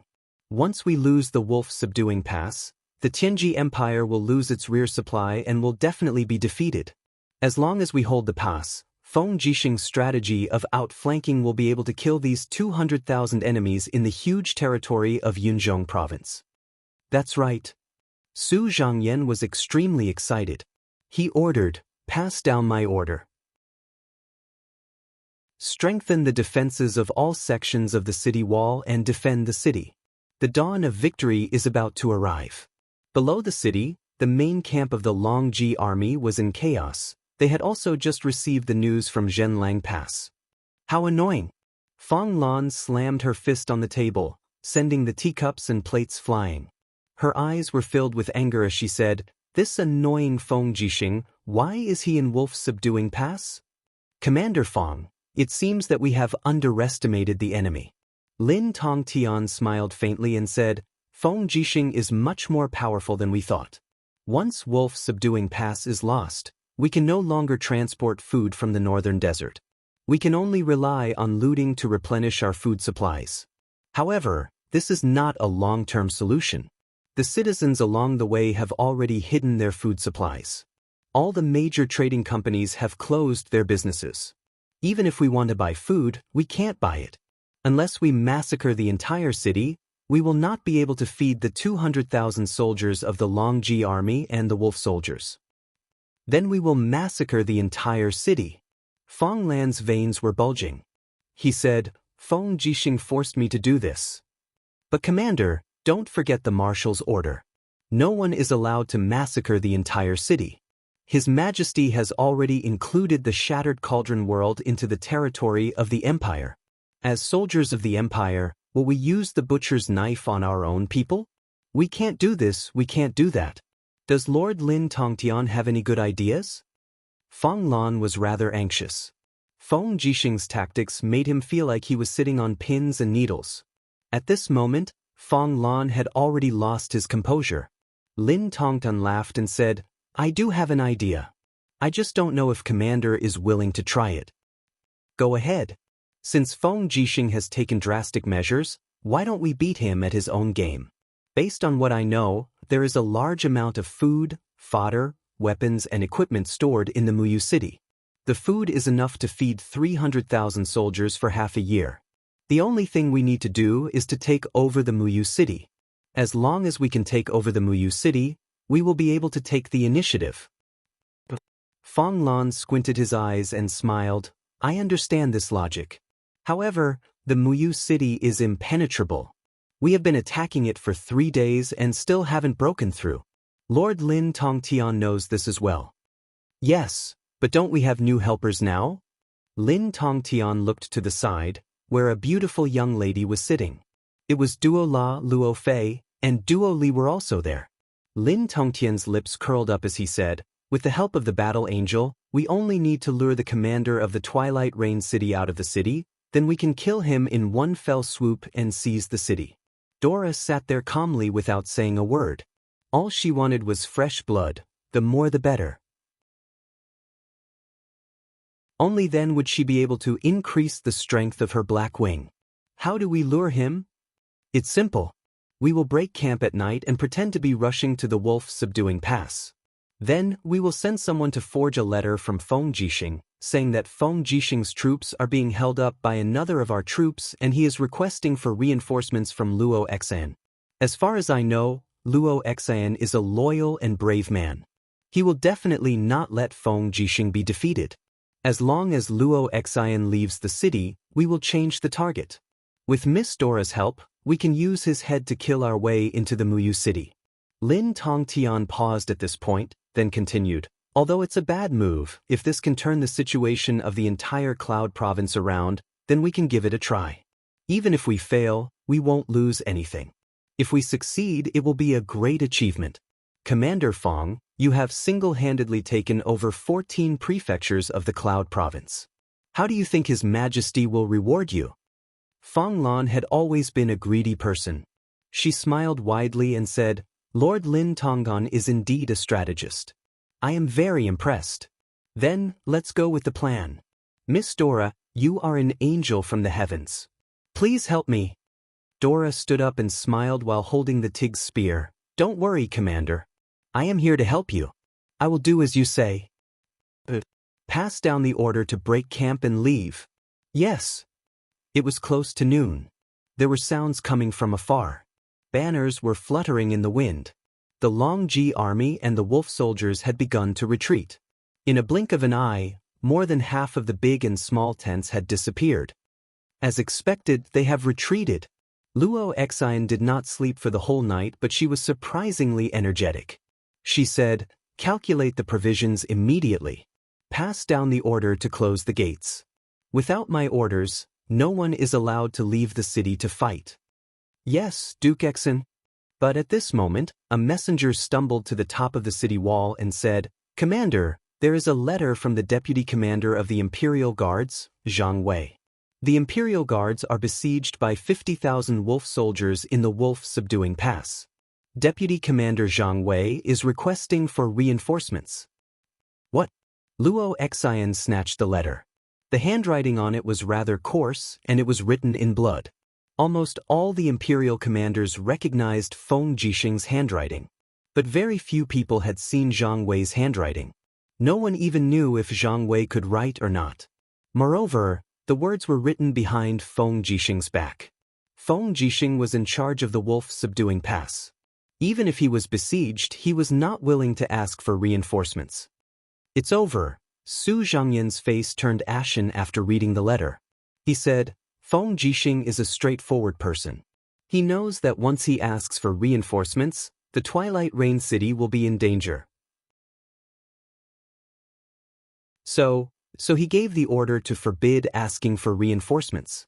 Zhang Wei wrote the letter in blood. It is enough to show how critical the battle in the wolf-subduing pass is. Could it be a trap? The old counselor said, if it is a trick from the Tianji Empire, what should we do? But Luo Exen was somewhat confused. Feng Jixing is the pillar of the empire and is also Her Highness Qin Yin's beloved general. If we sit back and watch Feng Jixing die in the wolf-subduing pass, how will we face the world? Moreover, Feng Jixing was besieged in the wolf-subduing pass because he wanted to help the Twilight Rain City. Even if this letter is forged, we must still give it a try. Otherwise, Luo Exen, will no longer have the face to live in this world.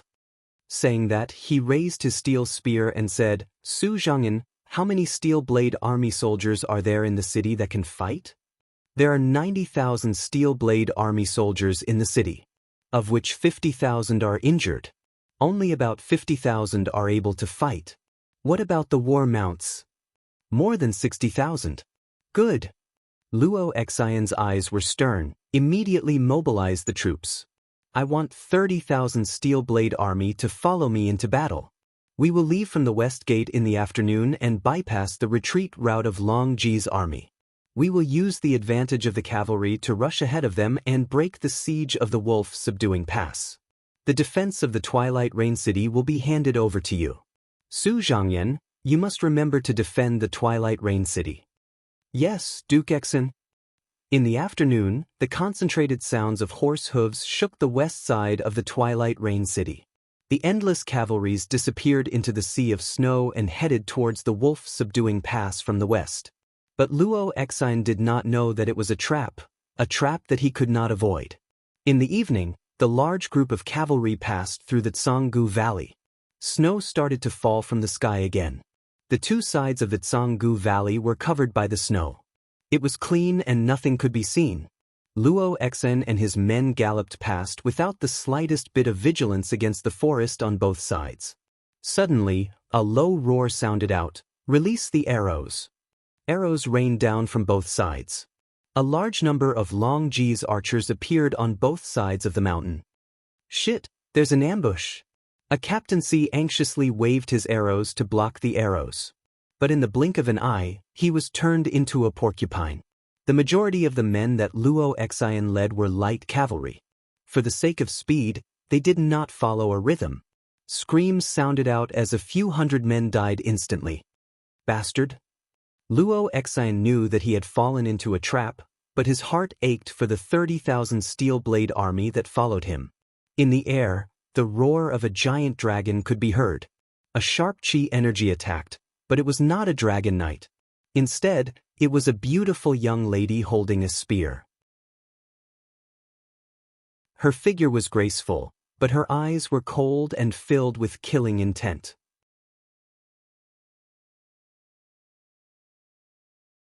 Chapter 862.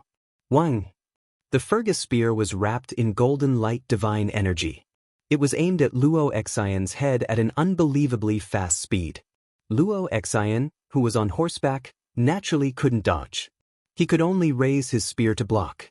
His divine energy surged, and the purple dragon martial soul emerged from his body and circled around the spear shaft. Although Luo Exen had just entered the divine state, he was still a divine state expert. Unfortunately, the opponent he was facing this time was too strong.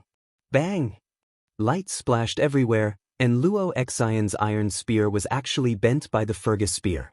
Although the purple dragon martial soul was a first-grade martial soul, it couldn't withstand the power of the law.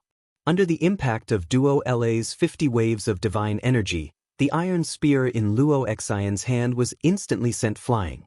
Luo Exien even fell off his warhorse. Luo Exien raised his hand and pulled out his sword. Blood was already dripping from the corner of his mouth. He roared angrily, "Smelly whore, come at me!" Duo La hated it when people called her this because it was the right thing to do. It made her feel a deep pain. "Go ahead and curse me. I'll make sure your intestines rot and you die. Dora's eyes were filled with resentment. Like a roaring lion, a pair of black wings on its back frantically flapped and unfurled. The power of the law of darkness and light surged as the Dig's spear pierced forward like a blazing flame. Luo Xian couldn't block this attack anymore. Clang! Sparks splashed everywhere. The Fergus spear easily broke Luo Xian's steel sword, and with a poochie sound, it pierced Luo Xian's abdomen. Suddenly, a wave of pain hit Luo Xian, and he couldn't help but scream miserably. Is it very painful? That's not all. Duo La's smile was very charming, but it was also a charm that made people fearful. With a light shake of his palm, the Fergus spear twisted and turned in Luo Xian's abdomen. The tip of the spear instantly pierced through Luo Xian's abdomen. When the spear was pulled out, blood splattered everywhere. Poor Luo Xian, Su Muyun's adopted son, knelt on the ground just like that. Luo Xian had died in battle. Dora rushed forward like a shadow and quickly pressed Luo Xian to the ground. Her claws tore through Luo Xian's breastplate and armor like claws. A look of greed appeared on Dora's face as she laughed maniacally. She stabbed her hand into Luo Xian's still warm chest and dug out her heart. Her expression became even more bloodthirsty as she gently bit the warm heart and chewed it. Strands of divine power flowed from Luo Xian's body into Dora's black wings. She was actually absorbing the remaining divine power in Luo Xian's body. Luo Fei couldn't help but frown. What kind of existence was this woman who slept with him every day? Was she an angel or a demon? At this moment, Luo Fei was confused. So much so that even the experienced soldiers of Long Ji's army could not bear to watch anymore. Although Luo Xian was their mortal enemy, but to see him fall into such a state made them unable to accept it. Gotcha! Dora threw away the half-eaten heart. Her body was full of energy. She used her dagger to chop off Luo Xian's head and held it in her hand. She licked the blood at the corner of her mouth and said, "Tastes good. Commander Fanglan, I have helped you kill Luo Xian. Now can we go and take the Muyu city?" Fanglan nodded and smiled. "All right, thank you Miss Dora for your help." Outside the valley, the 30,000 Steel Blade Army soldiers were engaged in a bloody battle, but the outcome was clear. They were surrounded by the 70,000 Steel Cavalry of the Long Ji army, and no matter what, they could not win. No one knew who shouted, but in the blink of an eye, the Steel Blade Army soldiers started to retreat. If their commander died, it would be meaningless for them to die here. Don't chase. Looking at the scattered Steel Blade Army soldiers, Fang Lan ordered, taking the Muyu city is more important. These defeated soldiers are no longer a threat. Everyone, advance at full speed. Take the Muyu city before midnight. Night fell. Torches were lit on the city walls. Su Zhangyan frowned as he looked outside the city. There was still no news. His heart was getting more and more uneasy. Dong, dong, thong.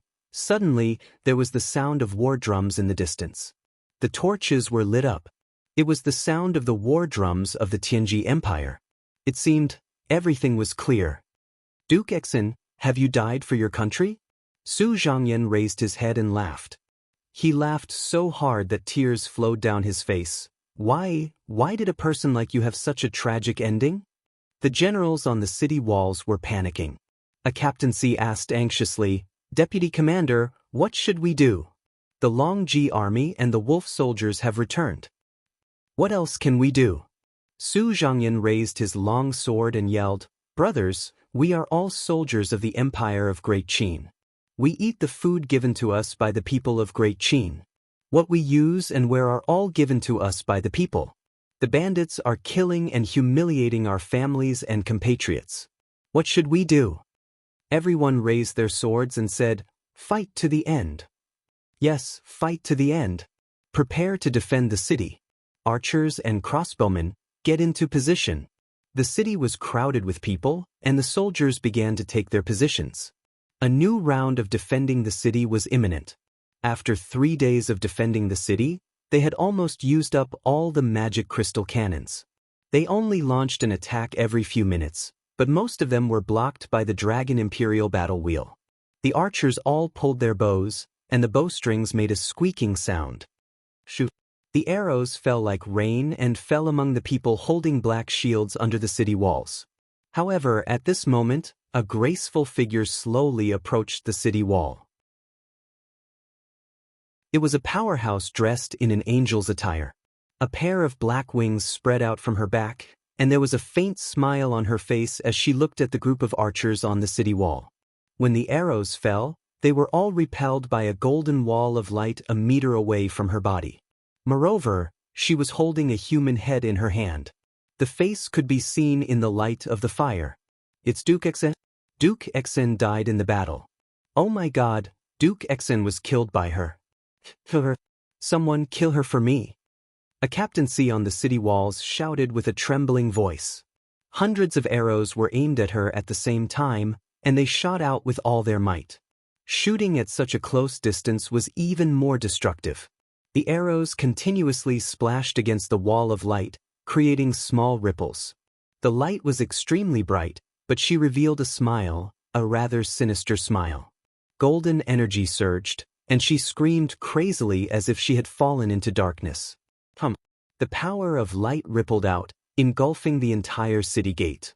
Everyone was forced to close their eyes, and when they opened their eyes again, they were stunned. The two wings on the young girl's back had suddenly turned into four.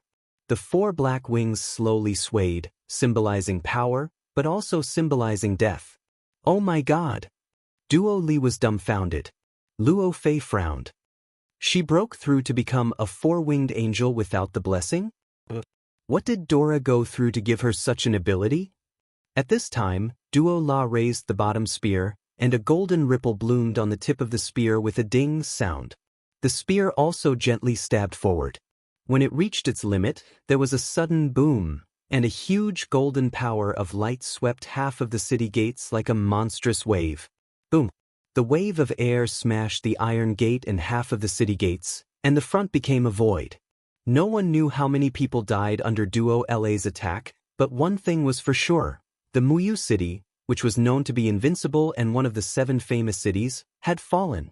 Duo La walked into the city gate step by step, and a golden ripple appeared under her feet. She raised her head, and a pair of faint blood-red eyes were like beautiful gems on her fair face. Her voice was very soft, but it went straight to the heart. Those who resist will die, and those who surrender will live. On the city wall, the group of Steel Blade Army was stunned. The dignified Muyu city had fallen just because of a woman? However, under Duo La's gaze, many people could not hold their weapons anymore. Spears, swords, and longbows fell to the ground. Many of the Steel Blade Army had already knelt on the ground. They had given up resisting and decided to surrender to the enemy. What about you? Duo La's figure slowly flew up, and she looked indifferently at the highest commander of the city, Su Zhangyan, the last commander of the Su family. Plop.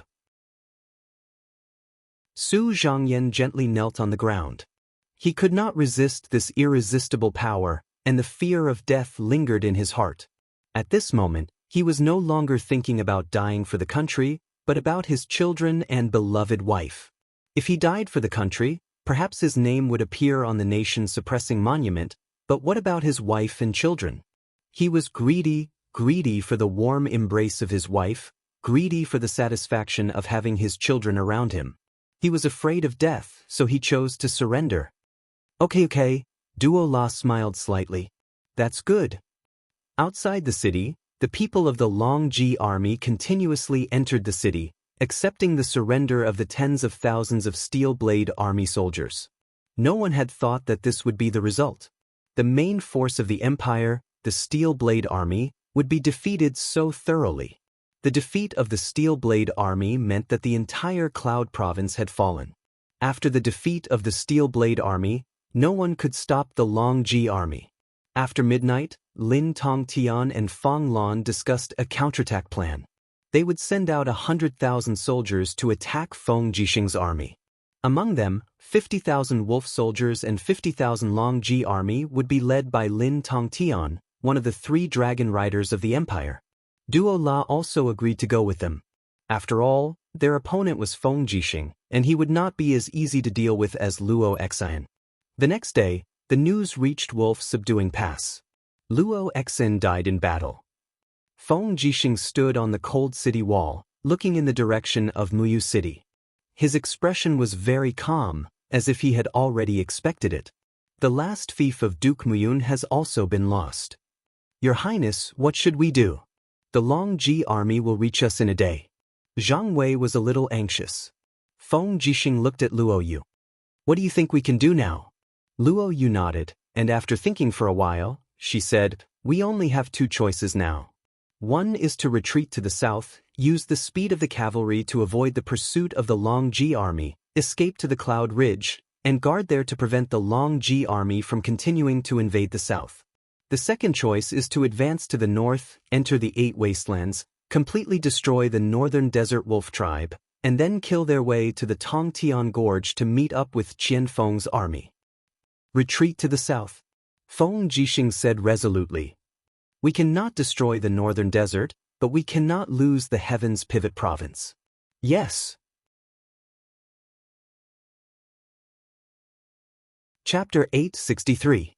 In the secret chamber, the candlelight flickered as if it was being attacked by a subtle force. It was even shaking violently, as if it was going to be extinguished at any time. The entire secret chamber was made of black stones. It was empty except for a stone bed in the corner, and the person sitting on the stone bed was Lin Muyu. Her body was glowing with a faint golden light, and the light was getting thicker and thicker, as if a great power was about to burst out of her. His face was covered with sweat and his body was trembling. The golden wheel tower in his Ehai was getting taller and taller. It was spinning at a high speed and divine power was enshrouding it. The entire tower was like a huge container that was slowly filtering the divine power of the Supreme Being. After the divine power was refined by the container, it was turned into pure elephant divine power. It flowed through the bottom of the tower and seeped into his meridians. It was then sent to every part of his body. Wang! His palm suddenly lit up and a strand of elephant divine power grew out like a sprout. It grew bigger and bigger and the light became stronger. In a blink of an eye, it turned into an elephant wheel. Then, a second golden elephant wheel appeared. Lin Muyu's gaze became more penetrating as if he could see through everything in the world. The armor around his body fluttered even though there was no wind, and a powerful aura spread out. He gathered his strength and continued to activate the divine power. Finally, another elephant wheel was formed in his palm. This was the third one. Stepping into the second stage, 10 elephant punishing heavens would require the condensation of 10 elephant wheels. When the 10 elephant wheels combine into one, it would be the domineering move of 10 elephant punishing heavens. However, Lin Muyu was still far from that. She could only condense 3 elephant wheels, so the power she could unleash was only the first stage, 1 elephant white earth. Phew! He took a deep breath and dispersed the divine power in his body. He looked to the side and saw a total of 3 demon spirit stones. He did not expect that he had refined 3 demon spirit stones in just a few days. It was no wonder that the divine power in his body was getting stronger. He shouted softly and the power in his meridians boiled. Rays of golden light turned into waves and circulated in his palm. There were a total of 29 waves. Unknowingly, he was already close to the divine king realm. He only needed a small leap to reach it. He was slightly happy. He raised his hand and opened the stone door. He saw that Bai Yin and the other royal guards were already dozing off. "What time is it?" he asked. "It's almost dawn, Your Highness," Bai Yin said as he rubbed his sleepy eyes. Lin Muyu strode towards the direction of the Stronghold's conference hall. "Are Xiao Shi and Sister Chu Yao asleep?" "I don't know. Any news from Yunzhong province?" The information is in the hands of the officials of the Imperial Decree Office. We are here accompanying His Highness, so we don't know. Come with me. Yes. Outside the conference hall, there was a forest of armored soldiers. Ever since Bai Minghuan almost succeeded in assassinating Feng Jixing, every important general and official had many guards around them. Although they might not be of much use, they could still make people feel more at ease. The eastern sky was already turning bright. The conference hall was brightly lit. From afar, Tang Xiaoxi's gentle and beautiful figure could be seen leaning against a chair, her hand holding a pen dipped in ink. In front of her was a large pile of documents that had been reviewed. Ever since Lin Muyu went into closed-door cultivation, the handling of the empire's matters, big or small, had fallen onto the shoulders of Tang Xiaoxi and Qin Yan. Lin Muyu walked up and held her shoulder lovingly. Go back to your room to sleep? Woo! Tang Xiaoxi slowly opened her eyes, and a faint golden divine power flashed through her eyes. She suddenly became spirited and said with a smile, No need, I have already slept late. Mu, have you finished your seclusion again? I was worried about the things outside, so I came out to see how the war in Yunzhong province is going. Has there been any news? Tang Xiaoxi bit her red lips and hesitated to speak. How is it? Lin Muyu was a little anxious. Northern Duke Luo Exin died in battle. Last night's letter, Commander Feng Jixing could not save him, and Muyu City has also been breached. Now at this time, General Feng should be leading his troops to avoid the pursuit of Long Ji's army and return to Tianshu province to guard the sluice gate in Yunzhong. Tang Xiaoxi's eyes were red as she said, Mu, don't be agitated. Yunzhong province has been lost, but we can take it back in the future. Oh, Lin Muyu sat on the chair beside Tang Xiaoxi in a daze. She placed her hands on the table and only felt that her mind was in a mess. The situation was getting out of her control. The fall of Muyu City meant that the entire 14 provinces in Yunzhong had been handed over to the Tianji Empire. Countless fertile lands and trade were given to the Tianji Empire, which was equivalent to giving them a foothold in Shattered Cauldron World. How is the situation of the troops stationed at the sluice gate in Yunzhong? He asked. Tang Xiaoxi pouted. Generally, there are only 7,000 to 8,000 people guarding, but the sluice gate in Yunzhong is adjacent to the ancient road in Yunzhong. It itself is a huge fortress. The Yunling separates Yunzhong province and Tianshu province, and the sluice gate in Yunzhong is the only passage. As long as Feng Jixing guards the sluice gate in Yunzhong, even if Long Ji has millions of troops, they may not be able to kill their way in. Yunzhong sluice. Yes, the sluice gate in Yunzhong. Tang Xiaoxi blinked her eyes intelligently and said, This sluice gate in Yunzhong was rebuilt 20 years ago. At that time, Su Muyun already had 400,000 troops, and the sluice gate in Yunzhong was built under the orders of His Majesty Qin Jin.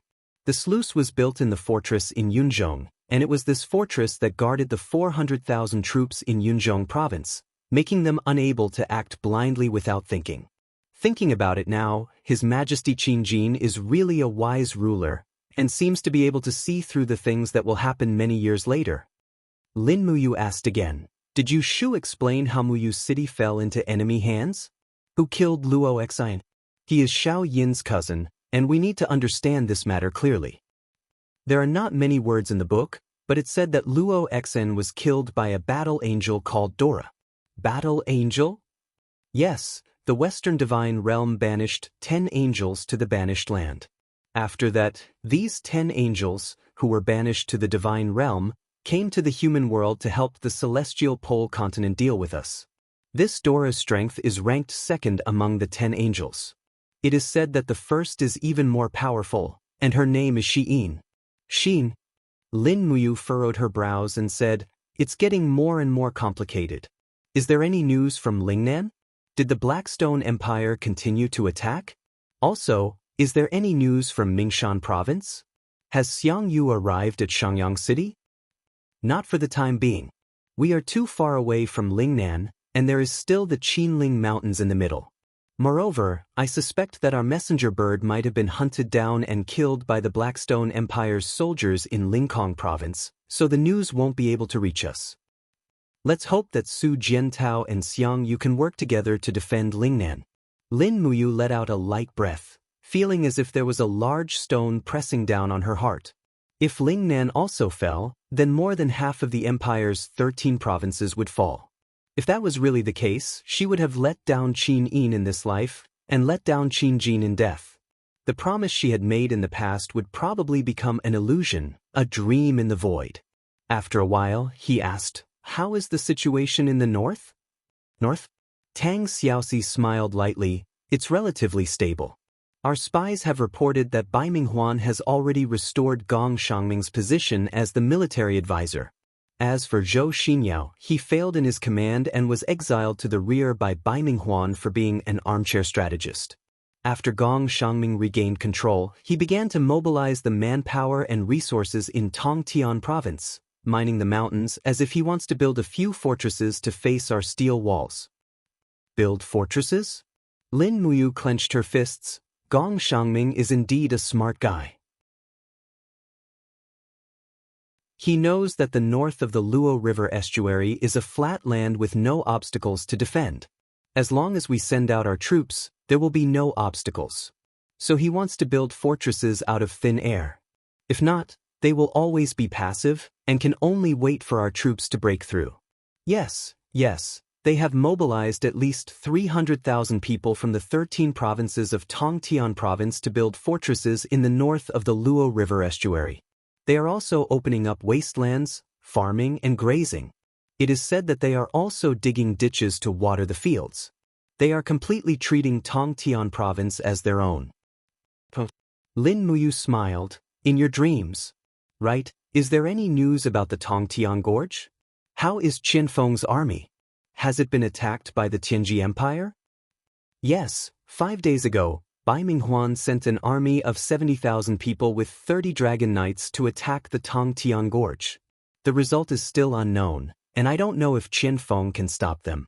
He only has 20 or 30,000 soldiers. Qianfeng, the demons. Lin Muyu stood up and gently stroked the map behind her with her finger. The Tongtian Gorge was only as big as a fist on the map, but in Lin Muyu's mind, it was infinitely magnified. Bai Minghuan's intention was very simple. The Flowing Spirit Army was stationed in Tongtian province, which was between Lingdong province and the Tongtian Gorge. They had to settle down first before they could concentrate on dealing with the main force of the Qin Empire in Lingdong province. Once Qianfeng was defeated, Bai Minghuan would be able to connect with the Flowing Spirit Army in Tongtian province and the 8 wastelands. But as long as Qianfeng was not defeated, the tens of thousands of demon troops in the Tongtian Gorge would be like a wedge that would divide the forces of the Tianji Empire in the north. Therefore, Qianfeng must not be defeated. If Qianfeng was defeated, the Qin Empire would lose half of its power. Send out the Eagle Scouts. I want to send a gift to Qianfeng. Lin Muyu said softly. Oh, someone call Prince Zhong in. Very quickly, Lin Muyu handed over a spatial bag filled with items to Qin Yan, and Qin Yan went to gather the Eagle Scouts. There were 3 types of soldiers that the Empire used as scouts. The first was the messenger bird, but it had to be a signal that had gone through strict training, and the conditions were rather harsh. The second was the light cavalry, and the third was the Eagle Scouts. They domesticated giant eagles and chose soldiers with slightly thin physiques to ride on. This way, they would be able to achieve the greatest scouting ability. As for things like delivering items, naturally, the Eagle Scouts would be responsible for it. Right at this moment, a strange cry suddenly came from the sky to the north of the meeting hall. It was the roar of a giant dragon. What? Lin Muyu's gaze turned cold as she looked towards the north. Qin Yan rubbed his nose and said with a smile, "It's already a common occurrence. Every day, there would be dragon riders spying and checking on our military situation 10 li away from the steel protective wall. There would be a few batches every day." Do they still think that they can come and go as they please? Lin Muyu's eyes were filled with dense hatred as she said, "I'll be right back. Sister Chu Yao, prepare breakfast. Wait for me to eat together." Qin Yan.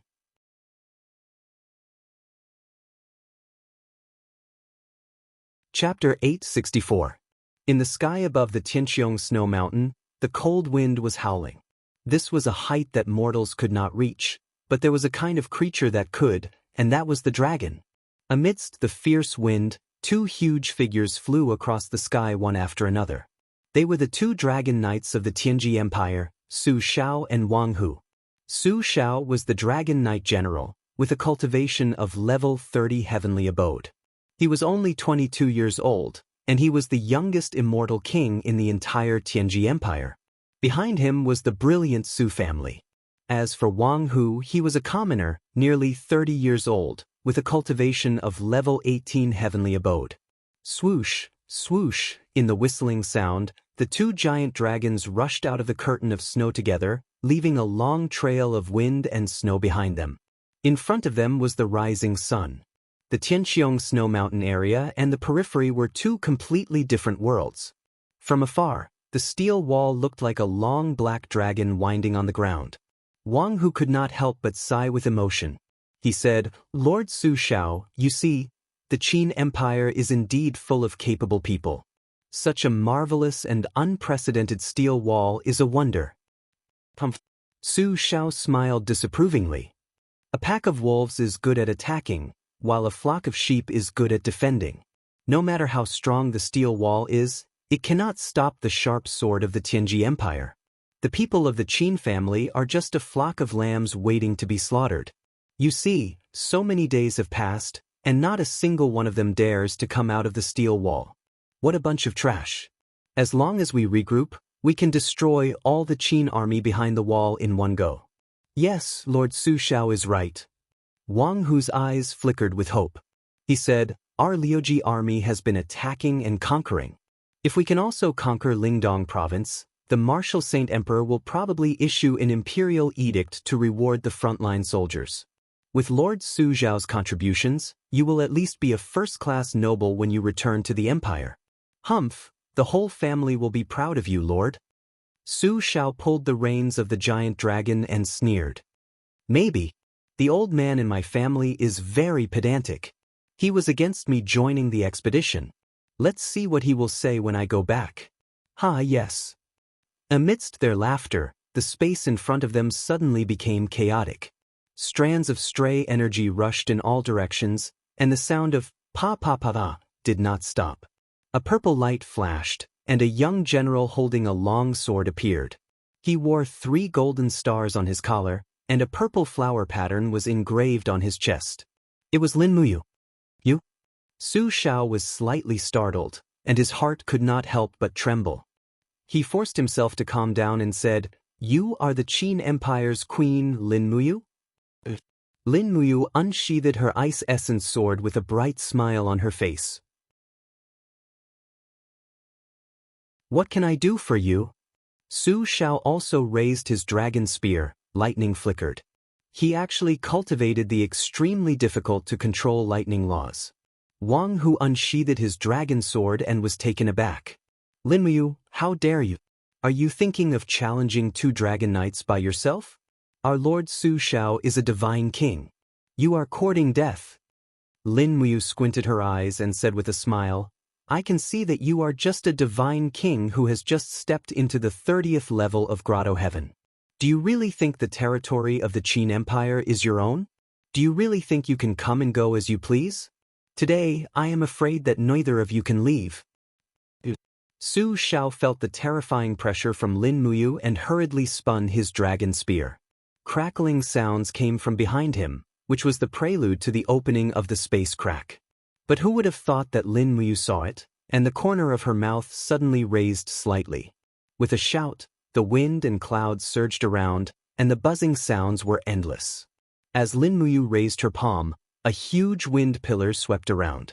Under the rapid rotation of the wind pillar, the space force field instantly began to distort.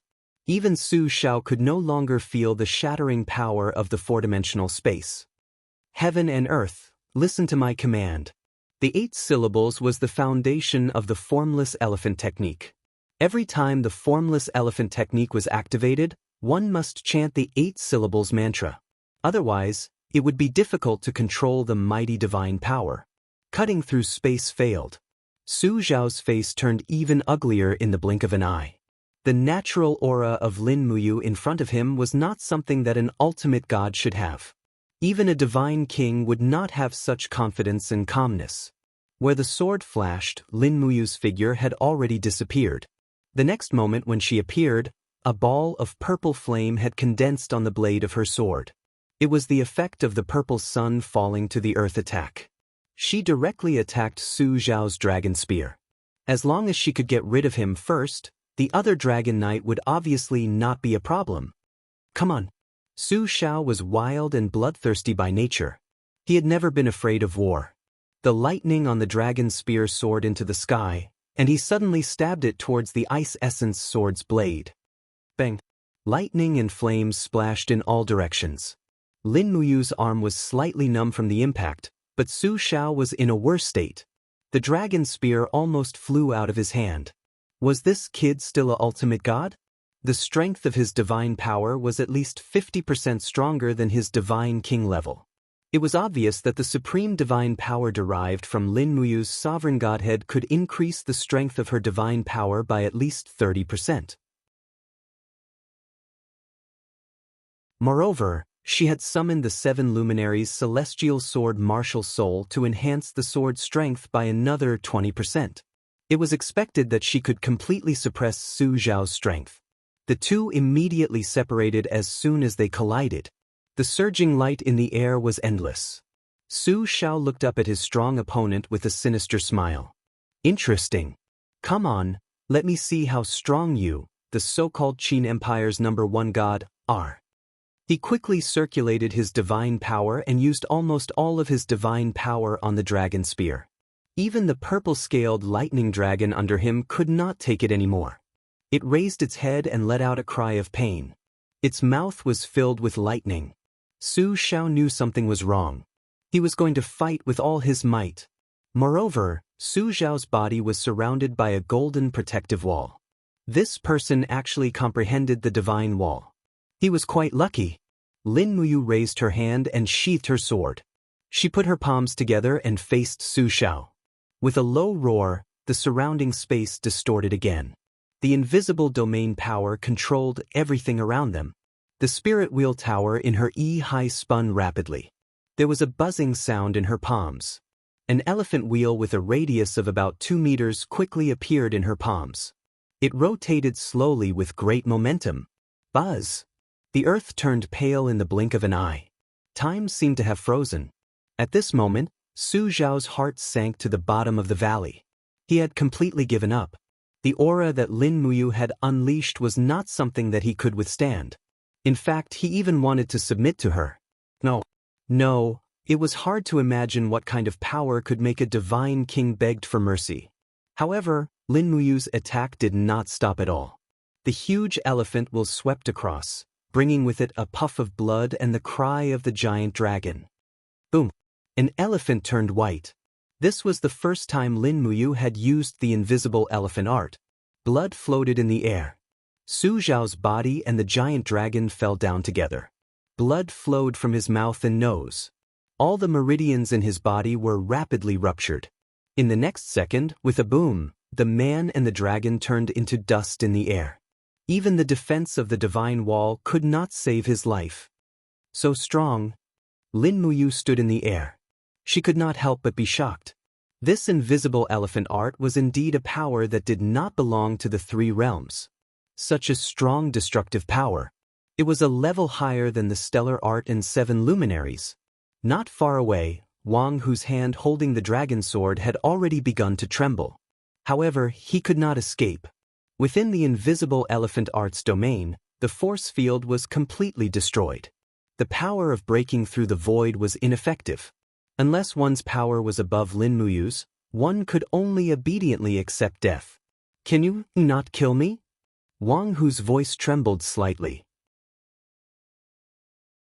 Even if you want to show off to Marshal Dark North, someone has to send the message, right?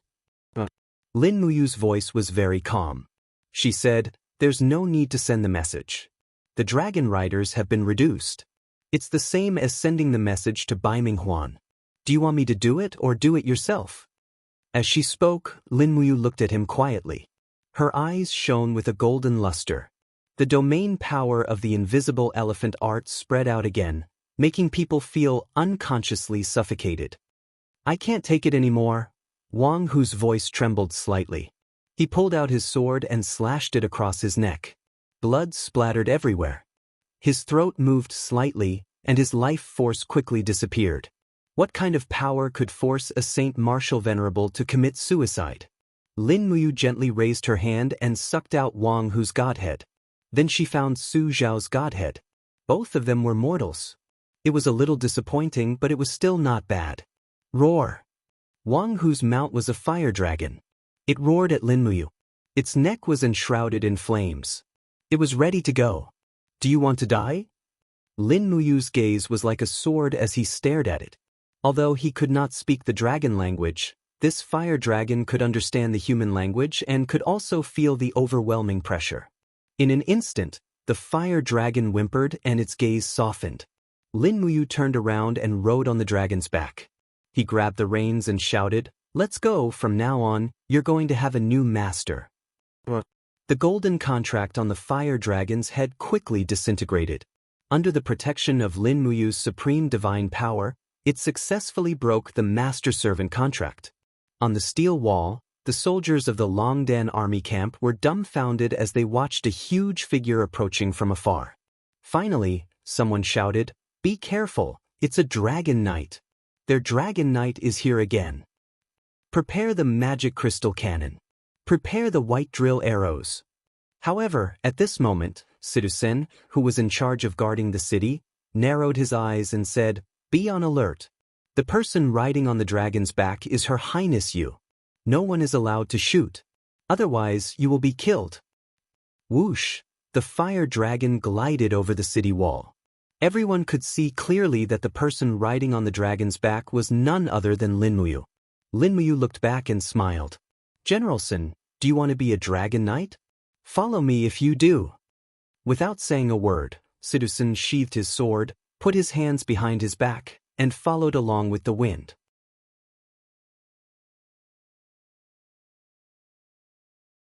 Chapter 865. Roar!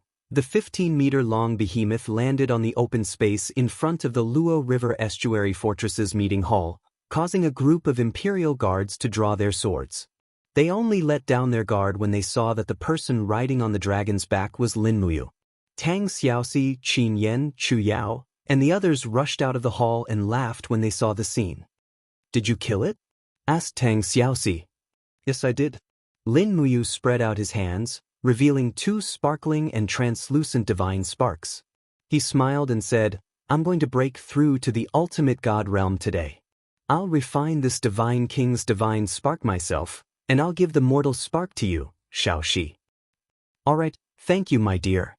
When Tang Xiaoxi said, "My dear," she blushed. Wei Chou, Sidusen, and the others laughed.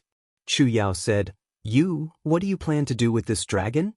Didn't we capture a dragon knight alive before? Did you manage to pry out the secret of the dragon knights from his mouth?" "Yes." Wei Chou nodded. "The form of the oath between a dragon knight and a dragon is a little different from our beast taming technique. It requires a ritual and bloodline resonance. How does your highness plan to deal with this fire law dragon?" "It's mine." Sidusen walked forward and held the dragon's special reins. "Your highness has agreed to let me become a dragon knight." Lin Muyu smiled and asked, "Do you know about the dragon knight's oath?" "I do. I'm going to take it to the mountain to carry out the oath and bloodline resonance. It's now. I can't wait a moment longer." Sidusen's eyes were burning with passion. The Imperial Army had already learned how powerful a dragon knight was. Now, if there was a dragon knight general in the Imperial Army, it would be a great boost to the morale of the Imperial Army. Moreover, it would also be a kind of mockery to the Tianji Empire. It would be a great blow to their morale. "Then go." Lin Muyu jumped down from the dragon's back and gave the water dragon to Sidu Senator. She then smiled and said, "Let's go in and have breakfast. I'll continue cultivating after that." Sidusen roared as he rode on the dragon's back and soared upwards. However, this fire dragon seemed to be very unruly, and it rolled a few times in the air, trying to throw Sidusen off. However, this person's cultivation was extremely high, and he had already reached the divine heaven realm, which was enough to suppress this newly matured fire dragon. It was impossible for him to throw Sidusen off. Chu Yao's culinary skills were as good as ever. After eating her fill, Lin Muyu immediately returned to her secret room and continued to cultivate. The refining cauldron surrounded by golden flames was taken out. When Lin Muyu put Su Zhao's godhead into it, it immediately made crackling sounds and flashed with lightning.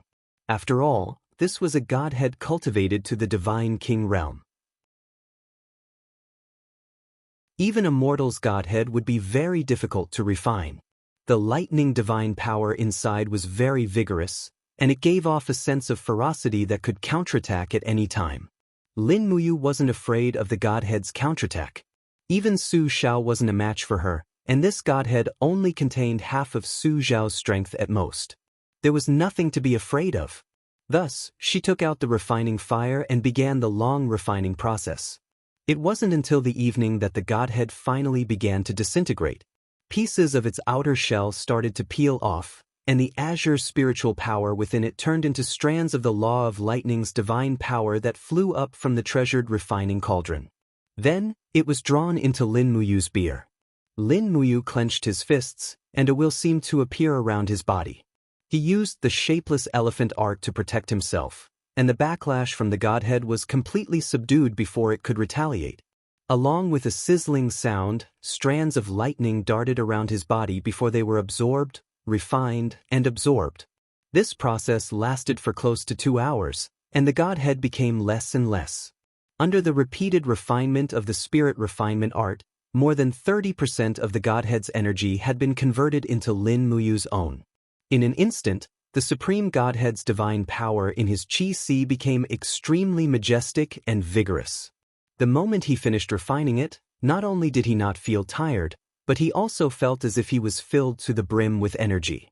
It was time to break through to the ultimate god realm. He took a deep breath and said to Bai Yin, who was outside through the stone door, "No one, no matter what, is allowed to disturb me until I finish my cultivation."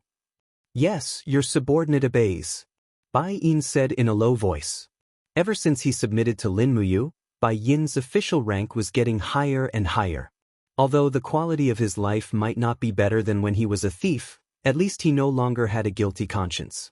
He now felt that every day was very fulfilling and happy.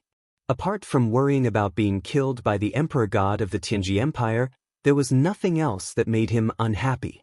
The breakthrough and cultivation had begun. He calmed his breath and divided the divine power in his body into 2 parts. One entered the EC, and the other was stored in the Qi-Si. The hidden gate in the Qi-Si was like a shiny fruit embedded in the Qi-Si. Only by breaking and tearing this hidden gate could he break through to the next grotto heaven realm. However, Lin Muyu knew how strong this hidden gate was. He had tried 7 or 8 times, but he still couldn't break through. Suddenly, the waves in the Qi-Si were tens of thousands of feet high. The rich supreme divine power was like a surging river.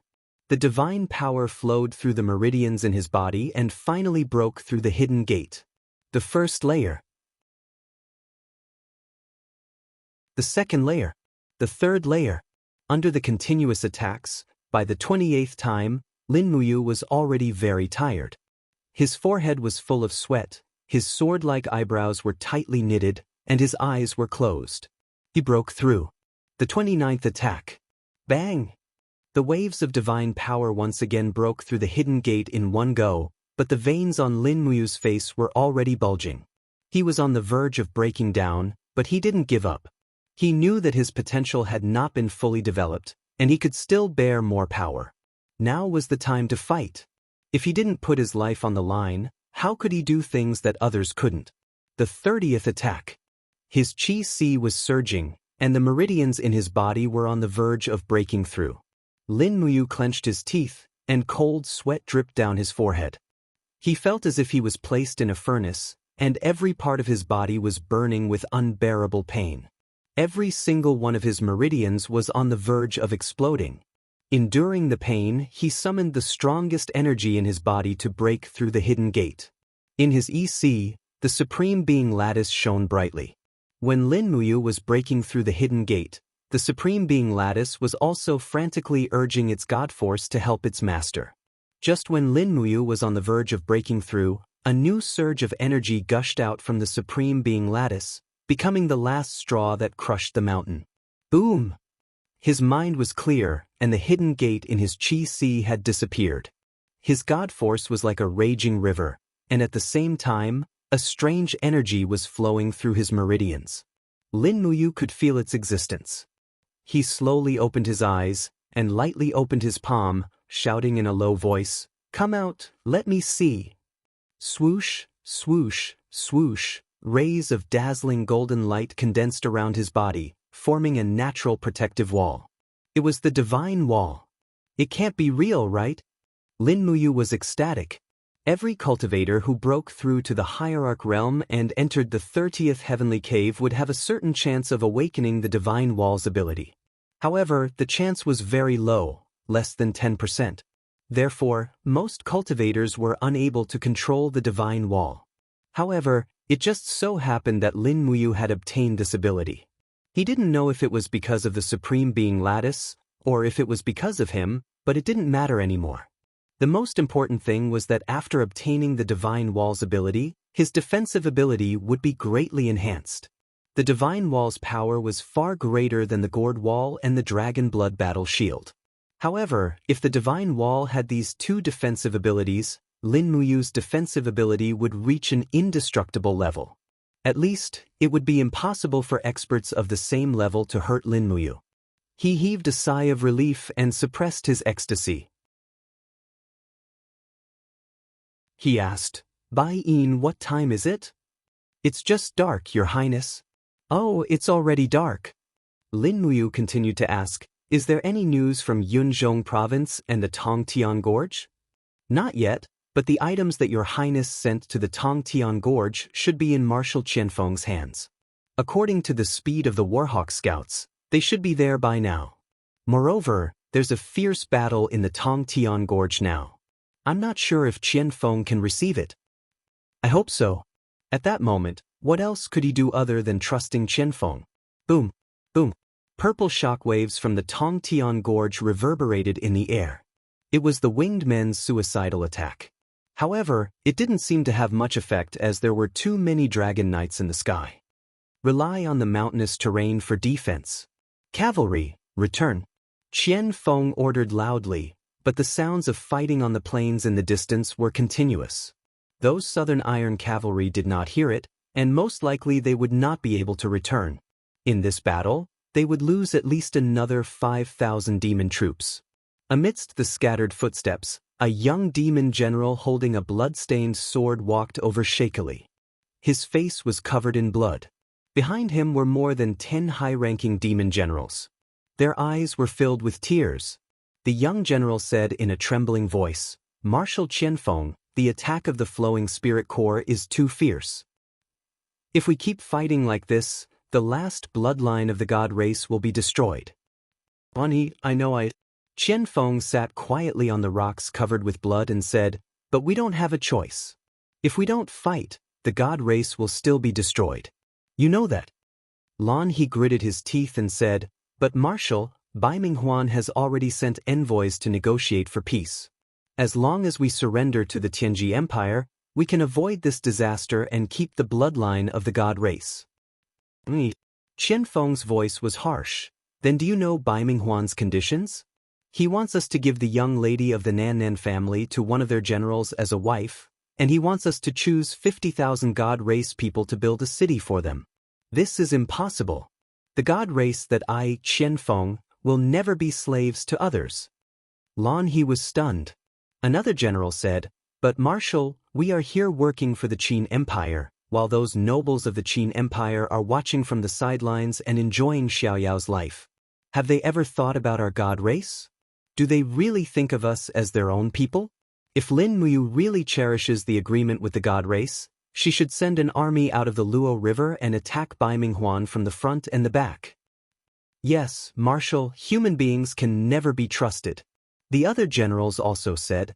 Qianfeng sat alone in the pool of blood, his eyes lost. At this moment, even he was a little hesitant. Were Lin Muyu and Tang Xiaoxi really trustworthy? At this moment, there was a sound of wings flapping in the air. It was a Warhawk scout. He jumped off the back of the Warhawk, holding a portal bag in his hand, and said, "Marshal Qianfeng, His Highness King Qin has a letter and some gifts for you."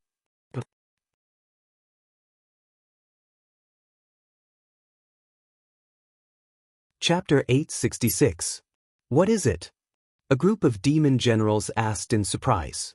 Qian Feng opened the space bag, and suddenly, items were displayed in front of him.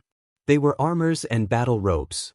There were a total of 10 custom-made white robes made by Imperial Forest. The purple flower rust on them was very fine. They were all carefully made by the palace servants in Zetian Palace. In addition, there was a golden collar robe, which was exactly the same as what Lin Muyu had worn before. It was a king's cloak. What does this mean?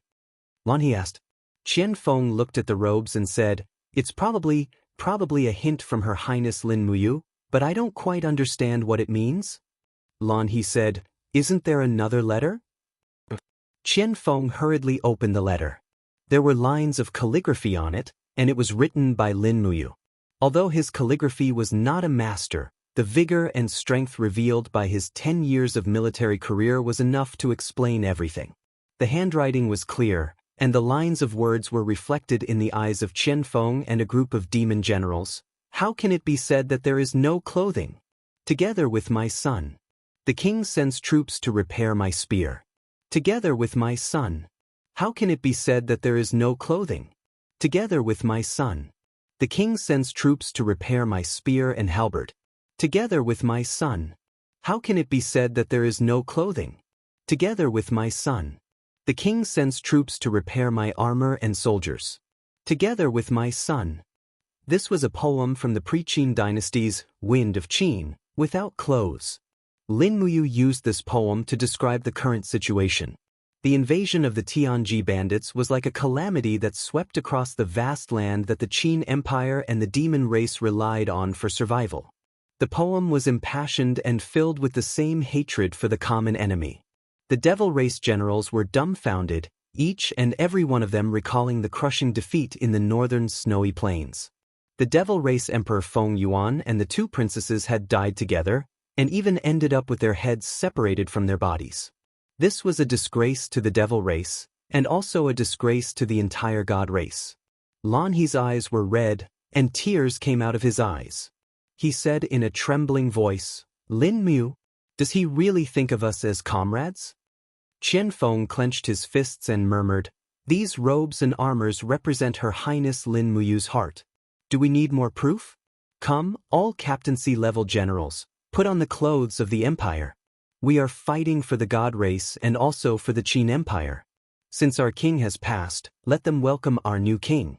She is Qin Yin, the true master of this shattered cauldron realm. Yes. The group of generals put on the white robes and armors of the imperial forest one after another. As for Qian Feng, he put on the rusted golden robe that had been prepared for him.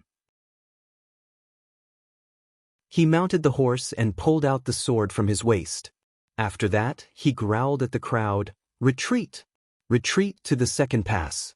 Send the remaining 5,000 armor demons to hide in the jungle on the left side of the second pass. Listen to my command. Once they arrive, 100 wingmen will launch magic crystal attacks from the air to attract the attention of the Dragon Knights. At the same time, the Armor Demon Legion will charge out and crush the Tiger Leopard cavalry that they are so proud of. I want the Tianji Empire to know the power of the god race. Yes, Marshal. The sounds of battle rose into the sky. Under Qian Feng's command, a battle of race and glory was being carried out in an orderly manner. The fierce battle lasted until late at night. Both sides suffered losses and withdrew their troops. In the starry night, the 10 miles of land outside the Sky Gorge was the camp of the Liuji army. In the central tent, a group of dancers from the Tianji Empire were dancing gracefully, while Bai Minghuan was drinking with a group of generals. Although he had stepped into the god realm as an emperor god, Bai Minghuan had never given up the pleasures of the human world, and it was precisely because of this state of mind that he continued to serve as the marshal of the empire. Report. A messenger flew into the tent and reported respectfully, reporting to Marshal, the army that attacked the Heaven's Gorge has returned. What's the result? Bai Minghuan held a beautiful concubine in his arms and slowly moved his hands on her snow-white legs. He asked without looking up. Both sides suffered losses. The former general reported that they killed more than 40,000 of Qianfeng's men in the Sky Gorge. What about us? More than 11,000 were killed, and 20,000 were wounded. A bunch of trash. Bai Minghuan suddenly threw the wine cup on the ground and said angrily, a mere Sky Gorge, and they still couldn't take it down after 3 days, and even lost tens of thousands of my men. What a bunch of trash. Is Qianfeng even more powerful than Lin Muyu and Feng Jixing? The messenger was so scared that he was trembling, and did not dare to say anything else. On the side, Gong Shangming said respectfully, Marshal, please calm down. We need to think about this further. Think about what further? Bai Minghuan was already angry. Back then, we got the news that the demons under Qianfeng were beaten back by Lin Muyu and Wei Chou. Otherwise, they wouldn't have been almost wiped out by us in the frozen polar ground. An inferior demon that was almost wiped out actually managed to hold out for so long. What is this? Gong Shangming's eyes were calm as he said, Marshal, you may not know this, but in fact, Qianfeng is not a simple person. As far as I know, 8 years ago, when the demons were at their peak, the armored demon army led by Qianfeng defeated Lin Muyu and Feng Jixing and almost forced the Qin army to surrender. If not for Lin Muyu's efforts to turn the tide, I'm afraid our only opponent now would be the demons. Qianfeng's strategy is not below Lin Muyu and Feng Jixing's, and his reputation among the demons is like the sun in the sky. With him personally guarding the Tongtian Gorge, his defensive ability naturally cannot be underestimated. Bai Minghuan was shaking with anger. Mr. Gong, it's easy for you to say. Did you know that His Majesty sent me a letter yesterday, ordering me to wipe out Lin Muyu and Feng Jixing as soon as possible, and take down all the 8 provinces that the Qin army has occupied. But now, North Ridge Province, Seven Seas Province, Songnan Province, Tianshu Province, Earth Star Province, and Lingdong Province are all still in their hands. I've only occupied Cloud Province and Sky Reaching Province, and that's not all. Just the Dragon Knights alone have died in battle, and if we can't take them down after a long time, how can I explain to His Majesty when I get back? Gong Shangming held the fan in his hand, looking at Bai Minghuan quietly. Why are you looking at me like that? Bai Minghuan was a little uncomfortable. Gong Shangming smiled. That will depend on how the marshal plans on accomplishing this feat. Why do you say that? You also know that our army is just an expeditionary force that has traveled thousands of miles to come here, and our logistical supplies are far inferior to the other side.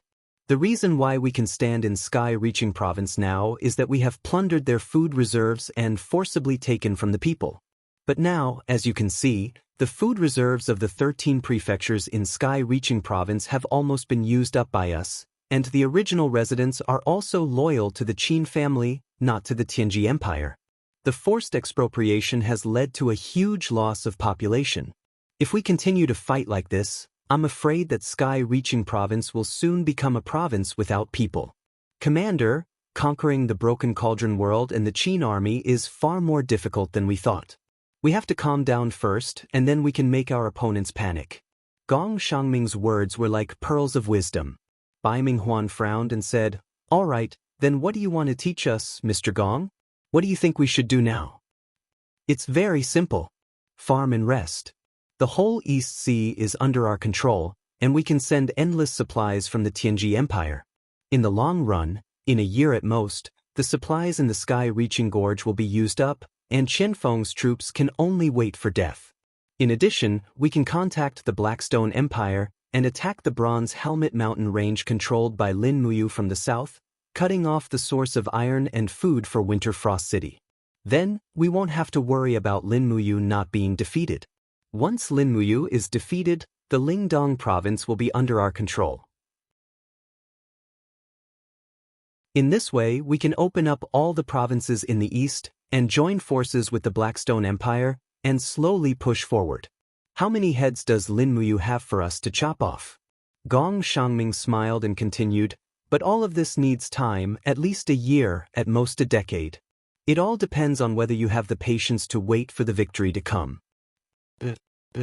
Bai Minghuan also smiled. Sir, your words are very enlightening. Thank you for your teachings. Come, let me toast to you. You are too polite, General. Gong Shangming narrowed his eyes, and suddenly said, General, someone sent us a message tonight. Dragon Knight Su Xiao and Dragon Knight Wang, who were killed when they were patrolling the steel wall. It was most likely Lin Muyu and Tang Xiaoxi. In my opinion, we need to punish them. I suggest you write a letter to His Majesty, asking him to send an edict to Si Kong Ming, ordering the Tianji Martial School to send a group of powerful warriors to the shattered tripod world. If possible, if Si Kong Ming can come in person, then the result will be set. Bai Minghuan nodded. All right, I will do it tomorrow. At this time, in the Devil Palm Mountains thousands of miles away, it was all quiet. The meeting hall was brightly lit, and a group of people were sitting there, but they were not drinking and playing like usual. On the captain's throne, Lu Bai was wearing a soft armor, with the Bai Zhe emblem on his chest. That was the emblem of the Bai Zhe mercenary band. Right now, Lu Bai was no longer the same as before. His eyes were calm and composed, and an unprecedented confidence appeared on him. Beside him sat the beautiful Si Kongyao, wearing a delicate soft armor with the same emblem on her chest. Say it again. Lu Bai said lightly. A mercenary with a protruding mouth and monkey cheeks said, Captain, the latest news is that the Cloud Province of the Shattered Cauldron Realm has fallen. The Northern Duke Luo Exin has died in battle. He was killed by a battle angel called Dora.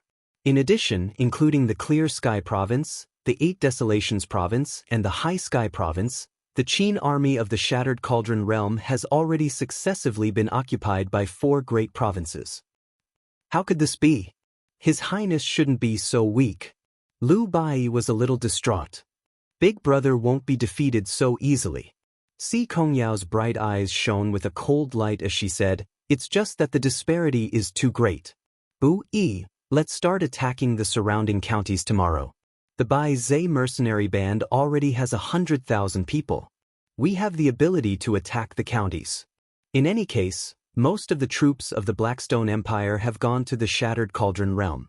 The ones left behind will be guarding the imperial capital and the borders with the Celestial Empire.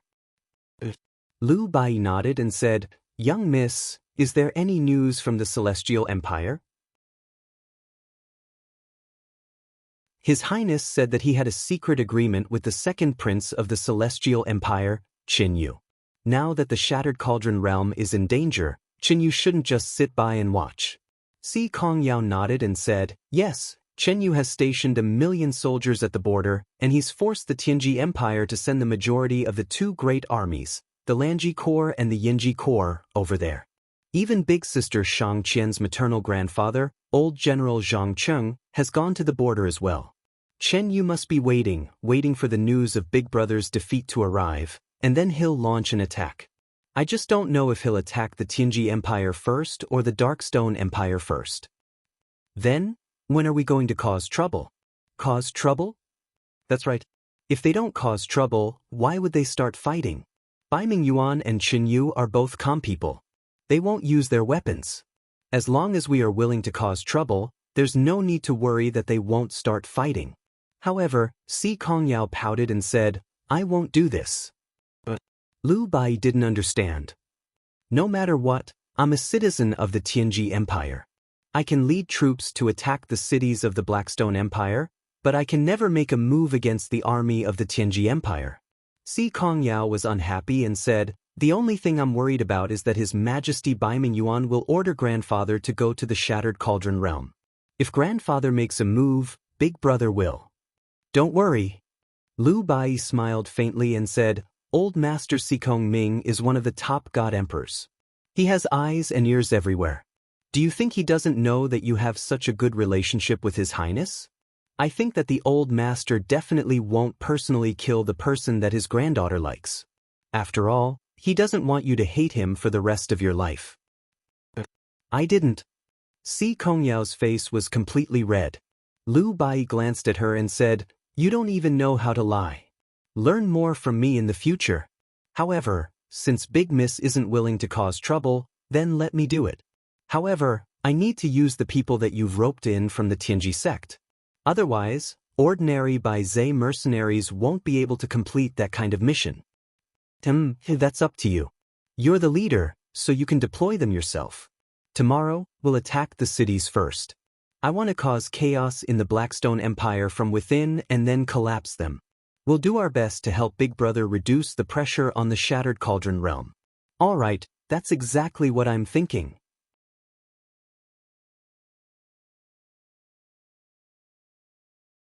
Chapter 867. To the north of the Qinling Mountains, the flames of war raged. On the contrary, the Lingnan region was exceptionally tranquil. After lying dormant for nearly 7 days, the Blackstone Empire's army didn't make any moves. Within the Shengtian Pass, banners covered the sky.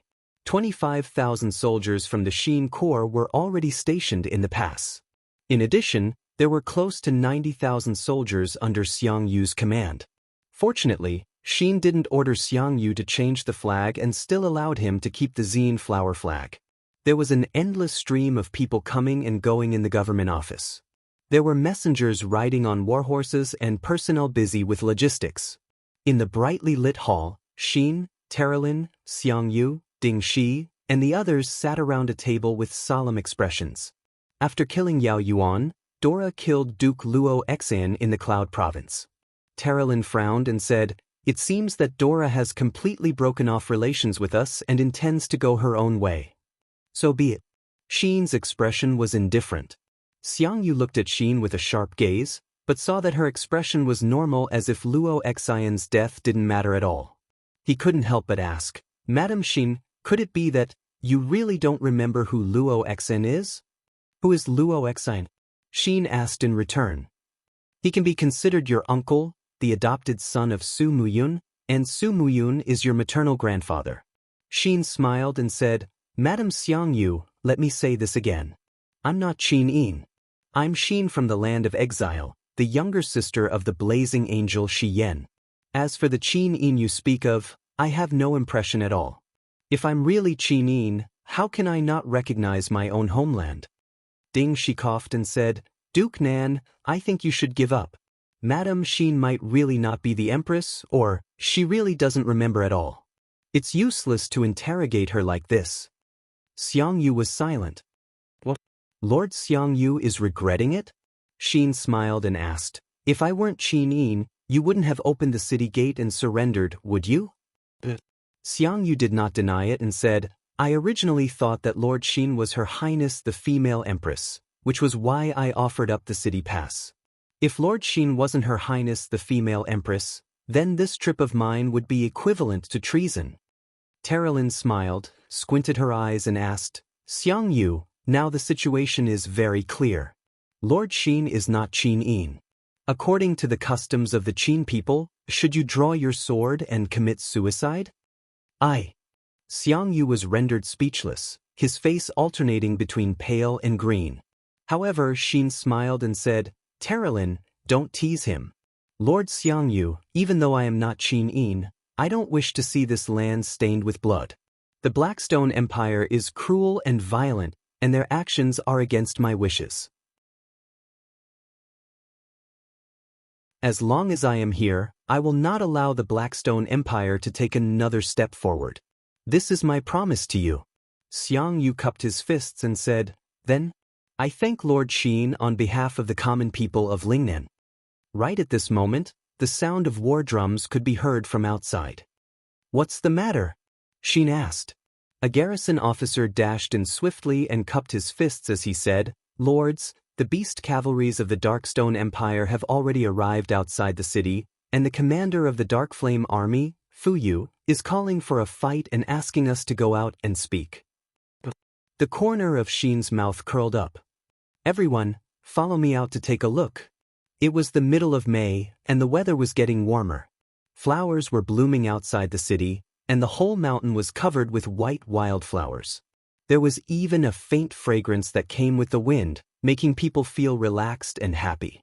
However, the Shengtian Pass was densely covered with flags, making it hard for people to distinguish which kind of wildflower the fragrance belonged to. On the city wall, Xin, Terralin, and the other battle angels floated out and stood majestically in the air. Xiangyu, Ding Shi, and the other human generals appeared on the city gate with their guards, watching the invading enemy from afar. Below the city, at least 50,000 Blue Flame army formed a square formation of 400 people. The cavalry was outside with spears and shields, and the archers were inside. The tip of the nearly 3-meter-long iron spear glowed with a faint cold light as it pointed straight at the city wall. The soldiers with heavy shields kept hitting the shields with their padeos and shouted in unison, "Blue Wolf! Blue Wolf! Blue Wolf!" The Blue Wolf was an aggressive wolf race. Moreover, they lived in packs, and there would definitely be more than 100 of them.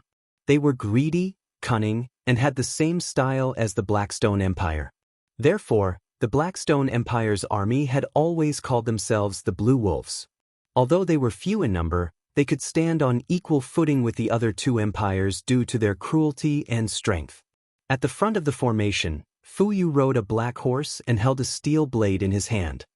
He looked at the city wall proudly and raised his blade. He shouted, "Open the city gate immediately. I can guarantee that there won't be a massacre.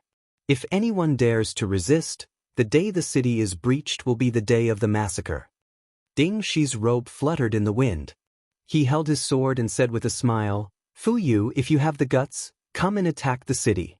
I really want to know if your dragon knights are really omnipotent." At this moment, Ding Shi's backing was the Angel Corps. There were 7 battle angels and 10,000 soldiers from the land of exile. He was not afraid of Fu Yu's army at all. Moreover, Fu Yu was Ding Shi's mortal enemy. In fact, Ding Shi wanted to take revenge for Long Qianlin, but he had to rely on Xin's power. Therefore, it was best to provoke Fu Yu. "Ding Shi, you defeated army, you have no right to speak to me," Fu Yu shouted. At this moment, Xin, Terralin, and the others appeared in the sky above the city.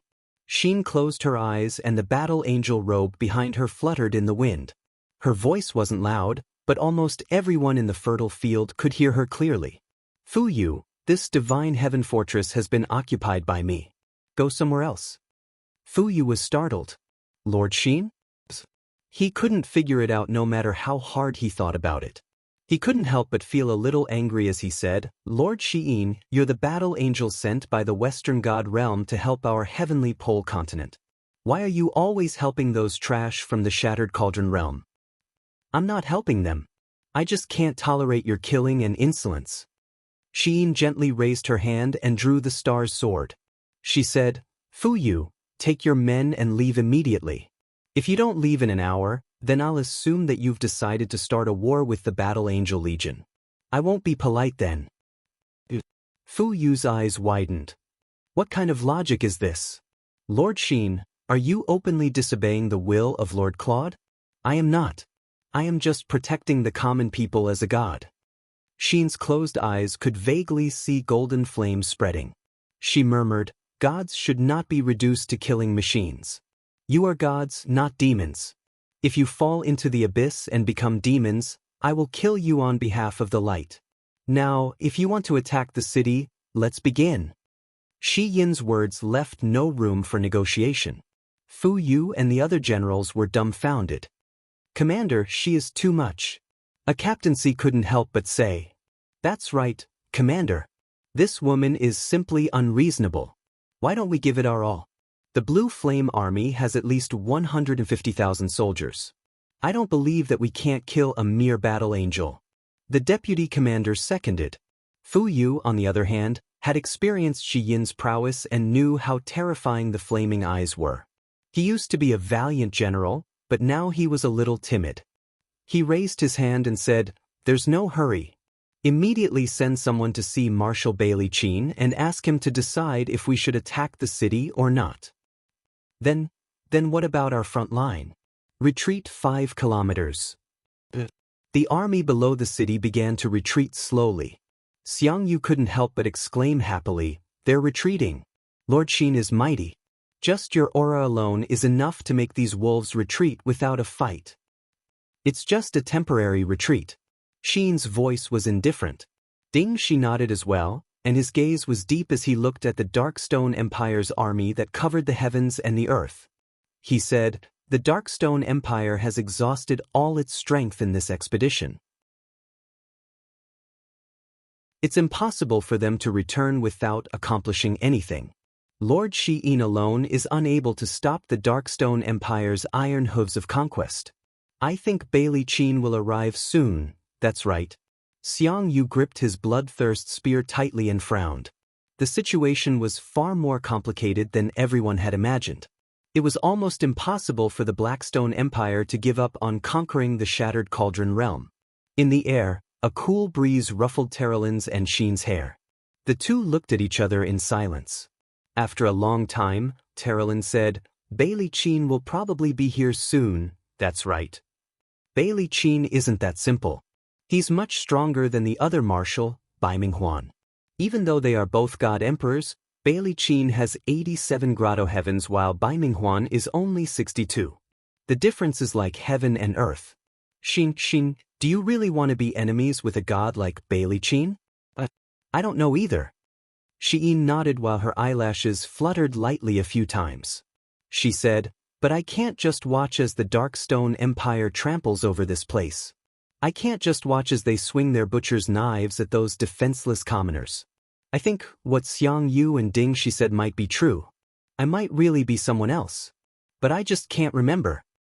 Why do you say that? Terralin was shocked. I can't explain it clearly. Shi-in bit her red lips and said, but I can feel that there's something in my bloodline that's connected to this land. In fact, when I was in Linghan City, I felt a strange sense of déjà vu. I've been to that city before. On a certain day, on a certain year, but now, I can only watch as that city is reduced to a sea of fire. She groaned in pain. Her body shivered and curled up. She no longer looked like the invincible level 7 golden-winged battle angel Sheen with the eyes of blazing dawn. Poor girl. Terralin stepped forward and hugged her shoulders.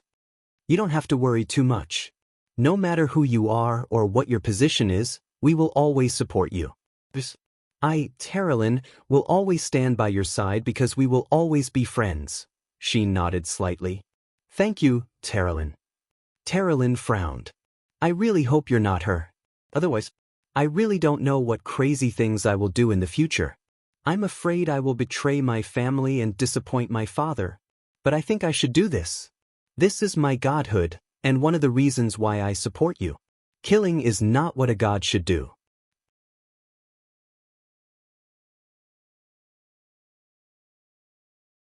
Chapter 868.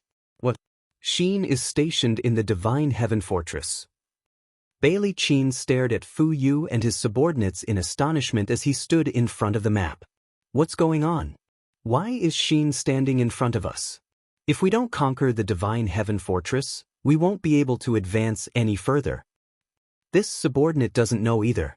Fu Yu frowned. It seems that Sheen is also interested in conquering this continent. She has gathered more than 20,000 people and called themselves the Sheen Legion. Currently, the Sheen Legion is the main force guarding the Divine Heaven Fortress. Does this battle angel want to be the ruler of the Shattered Cauldron realm? Bailey Qin couldn't help but laugh. Interesting.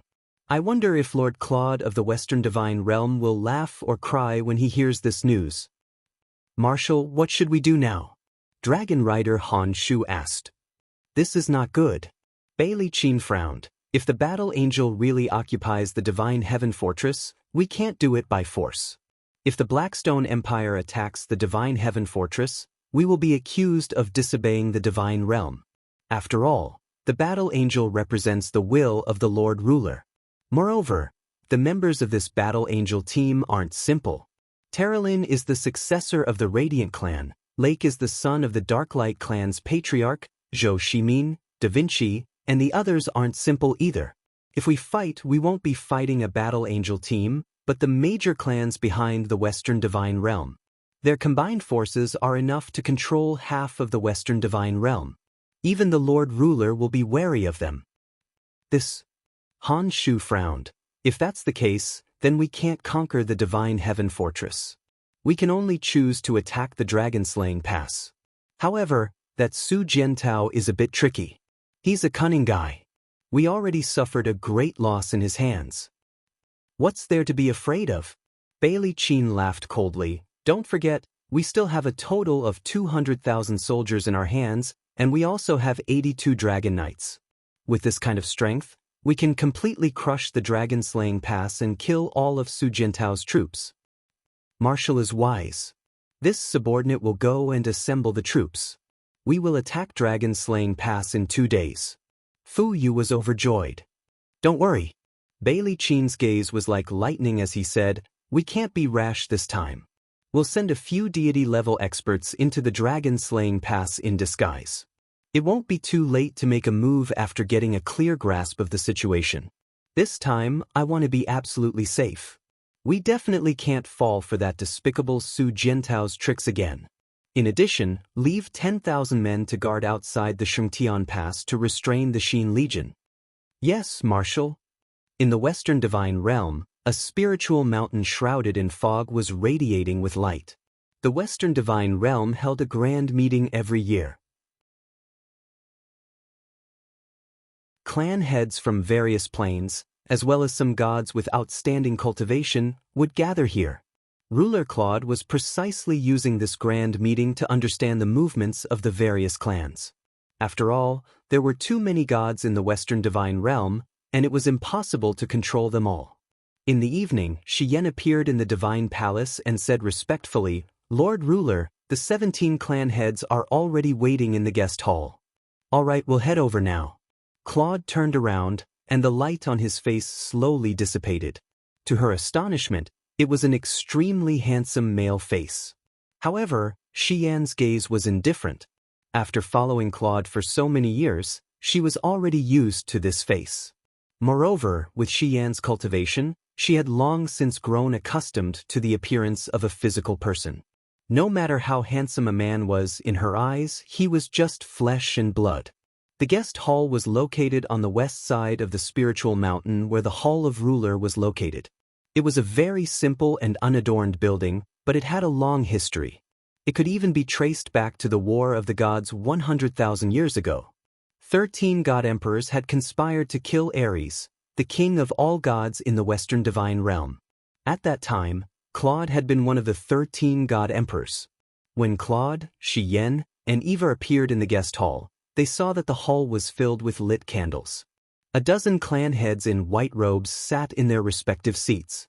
Some of these clan heads were very young, while others were very old with white hair and beards. Only a few of them were young. Some of them had lived for so long that they could live forever, but their faces were still slowly aging over the course of tens of thousands of years. Everyone stood up and said respectfully, Greetings, Lord Ruler.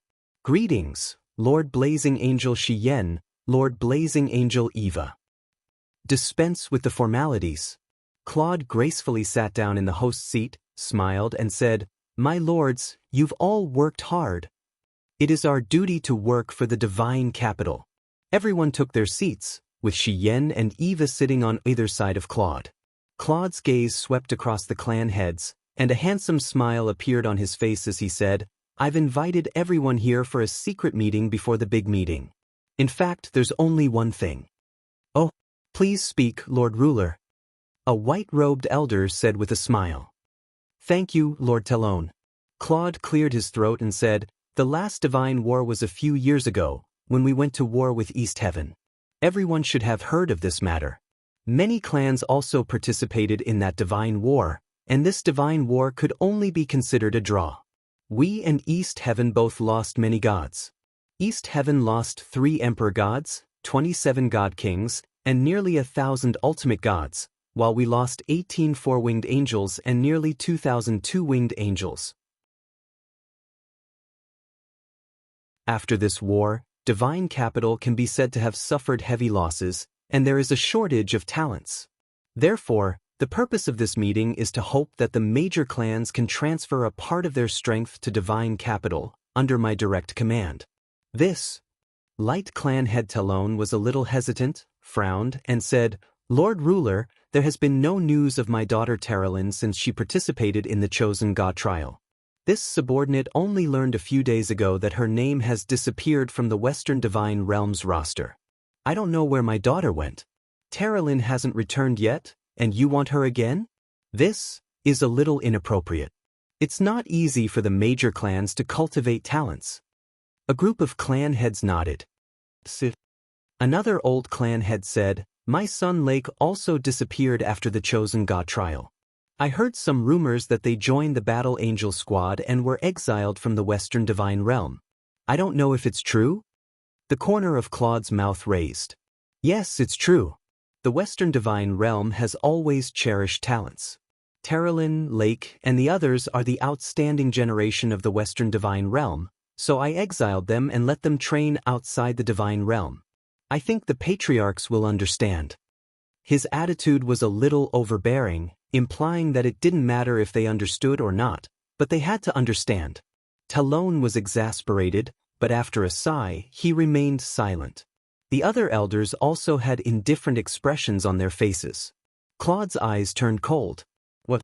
When the divine capital needs the loyalty of the major clans, have you all retreated? Don't forget that no egg can remain intact when the nest is turned upside down. The Seven Luminaries Demon Emperor of East Heaven is a crazy person. His desire to destroy the Western Divine Realm hasn't died. Once the divine capital is destroyed, do you think you can keep your fiefdoms? Talon coughed. Ruler, you misunderstand. It's not that we don't want to be loyal, but we really don't have much strength left. Is that so? Claude smiled. But I heard that the major clans have produced many talents in recent years. Let's take Lord Talon's Radiance clan for example. In the past 3,000 years, you have produced a total of 7 god emperors, more than 100 god kings, and countless godly venerables. Does this count as having no strength? Talon's expression darkened. The other patriarchs were also silent. It was obvious that Claude was digging up their flesh, and it was something they couldn't refuse. After a while, Claude said, "The 17 clans here must each provide 20 god kings and 100 godly venerables to serve in the divine capital next month. You have to do it whether you want to or not. This is your responsibility as vassals." As he said that, Claude's eyes were like sharp swords. Shi Yen, you will be in charge of accepting these talents. If there are any clans that haven't completed this task by the end of next month, Shi Yen, you can lead the Divine Capital Army to annihilate them. Even if you have to destroy an entire realm, it's not like you haven't done this before. Shi Yen nodded. Yes, my lord. Blazing Angel Shi Yen was a name that made many clans tremble in fear. When the Yuehua clan openly rebelled and colluded with the Northern Heaven Realm, it was Shi Yen who led the Angel Army to annihilate them. The hundreds of gods of the Yuehua clan were all killed, and even the 3 realms under their seal were annihilated. Shi Yen had a faint smile on her face as she said softly, "Elder Talon, your daughter Terralyn and my sister Sheen are good friends. Please don't make things difficult for me." Talon's body trembled slightly. "Yes, I will. I only hope that Lord Ruler can protect my daughter and let Terralyn return safely." "Don't worry, Lord Talon. Terralyn is a future talent of the Western Divine Realm. I can't not cherish her." "Then, thank you, Lord Ruler." The leaders of the various clans all expressed their willingness to contribute their talents. Claude was full of smiles. This was exactly what he wanted to see. Shi Yen, however, frowned slightly and remained silent. She seemed to have guessed that Claude was going to do something crazy again. Late at night, the meeting ended. Claude returned to the temple and brought with him a beautiful 2-winged angel. She didn't remember the girl's name, but Shi Yen knew that she was Claude's woman. There would be new angels serving Claude every day. This was an open secret. In the sky, the stars were dim. Shi Yen and Eva sat at the top of the Spirit Mountain, their 4 snowy legs kicking the clouds in the air. What is the Lord Ruler doing? Gathering so many people? Eva didn't understand. Someone else is going to be exiled, Shi Yen said. Huh. Eva was stunned. It can't be, right? Does the Lord want to exile millions of divine kings and thousands of godly venerables to the celestial pole continent? What else? Shi Yan's eyes were like water. There hasn't been any news from the celestial pole continent. The Lord is getting impatient. The Shattered Cauldron realm has already become a mortal battlefield between the Eastern and Western divine realms. Pray, Eva, that we won't be exiled. Eva, that you're tuning in to the Han Li's Immortal Journey YouTube channel. Don't forget to subscribe and join us on this journey to catch the most captivating stories.